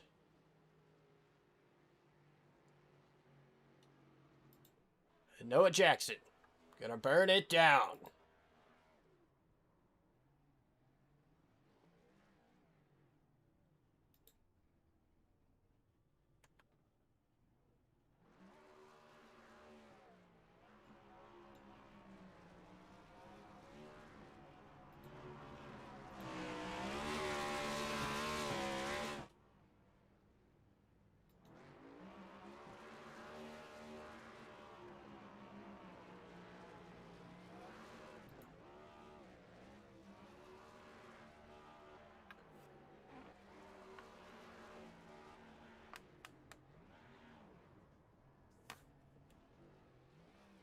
An incredible race here. I mean, these guys really know how to put on some action, and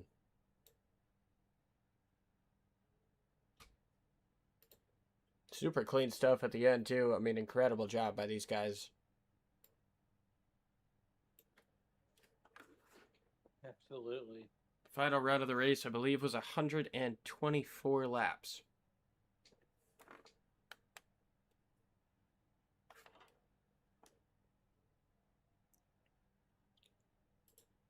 Well, let's go ahead, bring in our race winner, Noah Jackson. Noah, it's Liam and Alan up in the booth. How you doing? Good. How are y'all? Well, fantastic. You put together a phenomenal show here, and you come home with the win.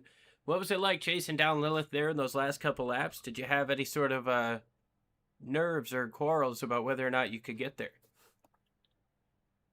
Yeah, I was just trying to look at my relative to see how much time she was gaining so I could try to calculate how far I would be behind her whenever I come out on stickers. So we're just glad that it worked out. Me and Chris Otto, we was discussing that, so I'm glad everything worked out, and he told me when to pit, so I pitted, and it worked out. So. Well, you got the win. You did it in style. A fantastic move that would have made Rowdy proud. But that paint scheme, amazing. It looked beautiful. How cool is it to be able to be the one to get that into victory lane? It's really, really cool, even though we didn't have the fastest car. I think it was between either Mark or Lilith for sure tonight. We was definitely not the winning car, but we're just going to take all that we can get. Sorry that whatever happened to Mark happened. I don't know if he got a speeding penalty or what, but hate it for him. But just glad that we could get this 87 Skittle Zombie in the victory lane in memory of Kyle. This one's for him. Well, awesome stuff, man. Thank you so much for joining us, and a job beautifully done. Who do you want to thank? Who helps you get it done week in and week out? First of all, my wife, she's been a trooper ever since we brought the baby boy home. Hupkin Motorsports, Chevrolet, Whitehead Speed Wraps for the excuse me, for the amazing wraps. Top It Off Sauce, even though they wasn't on the car this week, but they will be on the car for the remainder of the season. Glad to have them on board, and just everybody on this 87 car in Hupkin Motorsports. We got a really, really good program here, and we're gonna hopefully continue this momentum all the way through the championship. Well, awesome stuff, man. You definitely put a good foot forward for that today. Look forward to seeing what you can do in those next couple weeks. Thank you.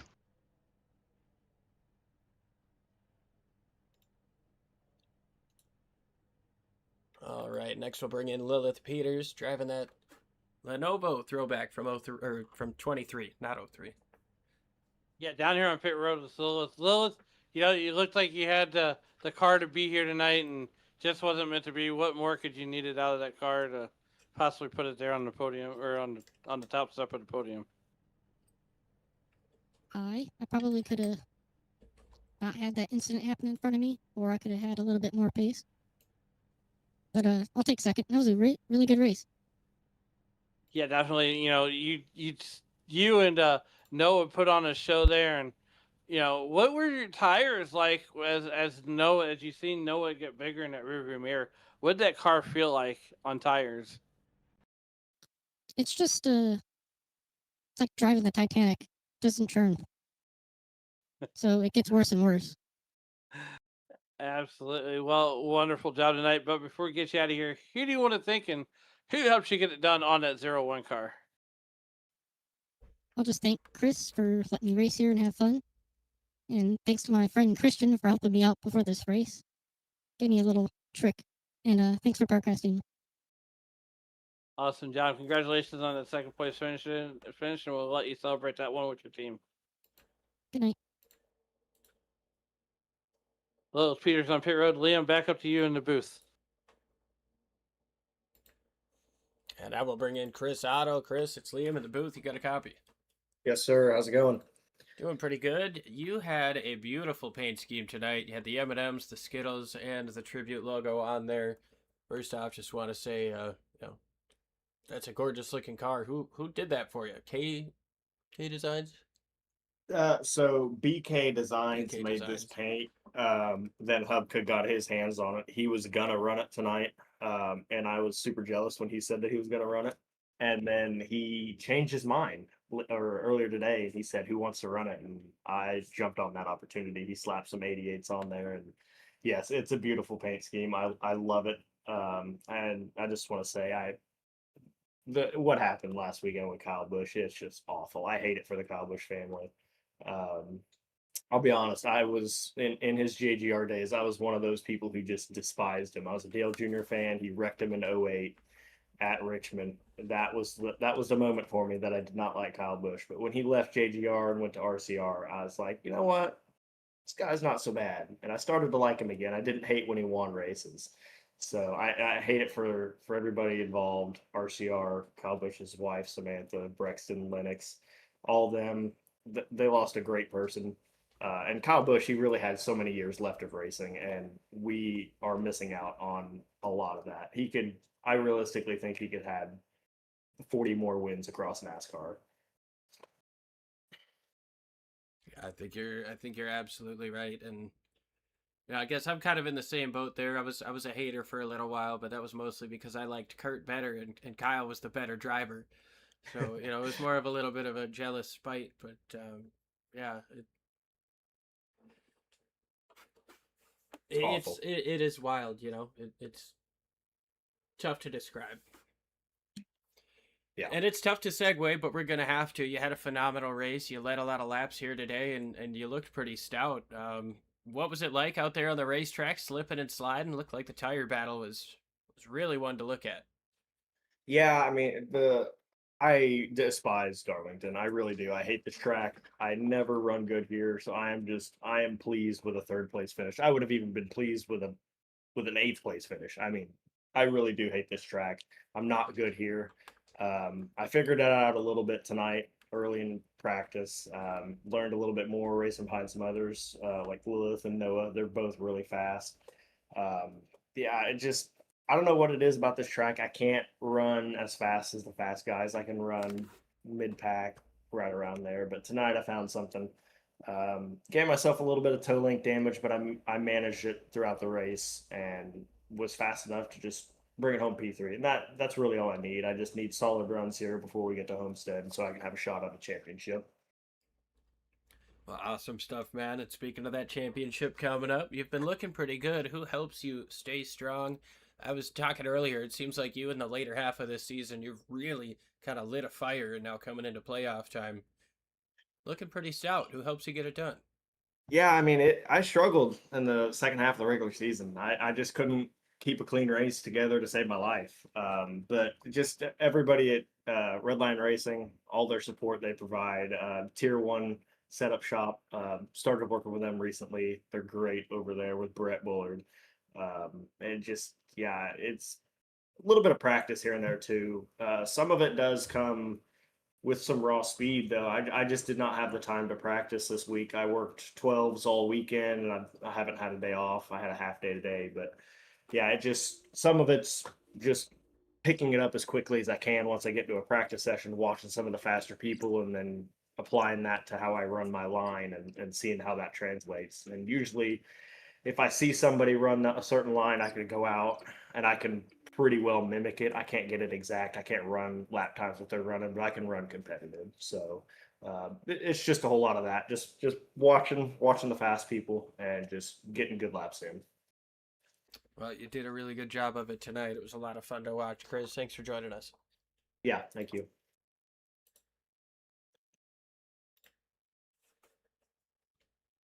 Well, a phenomenal race here. Once again in Darlington. I mean, this track never puts on a bad show. Sometimes you get a wreck fest. It's about as close as you'll get to a bad show, but these guys on iRacing, especially in this league, know how to get it done. It's amazing to see a 124 lap run to finish that race out. Well, it's about time to go through the results here.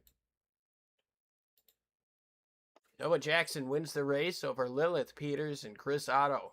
And Brock Whitehead, Peyton Holland, Ryan White, Ricky Gonzalez, Christian Rose, Patrick McQuaid, and Zach Woods. The rest of the field will scroll through on the bottom right.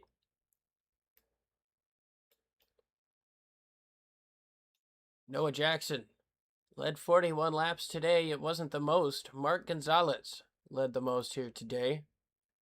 Bill Hagan was our hard charger of the race, up 15 positions. It's 190 laps, so it was 248 miles. A little bit less than that 325 anticipated, but it's okay. The numbers are meant to sound cool. 6 different leaders, 6 green flag lead changes. Again, only 4 cautions for 12 total laps. Noah Jackson had the fastest lap of the race. They're chasing down Lilith Peters. Peters had the fastest lap in qualifying that put her on the pole. Can't thank you guys enough for tuning in here live on Sim Racing Media. We know it's been a tough week for all race fans, whether you were a direct fan of Kyle Busch or whether you were somebody that you like to root against. Somewhere in between, because over the last couple of years, there's been an in-between spot that's kind of grown. Yeah, I don't know, man. It's just tough. Hug your loved ones, and yeah, I just hope everybody's okay. I really feel for his family, and yeah, obviously it was a big shock to the entire NASCAR world, but it's a family who lost a husband and a father, and sometimes you forget that, like, even somebody as polarizing as Kyle Busch was, like, we're all just people.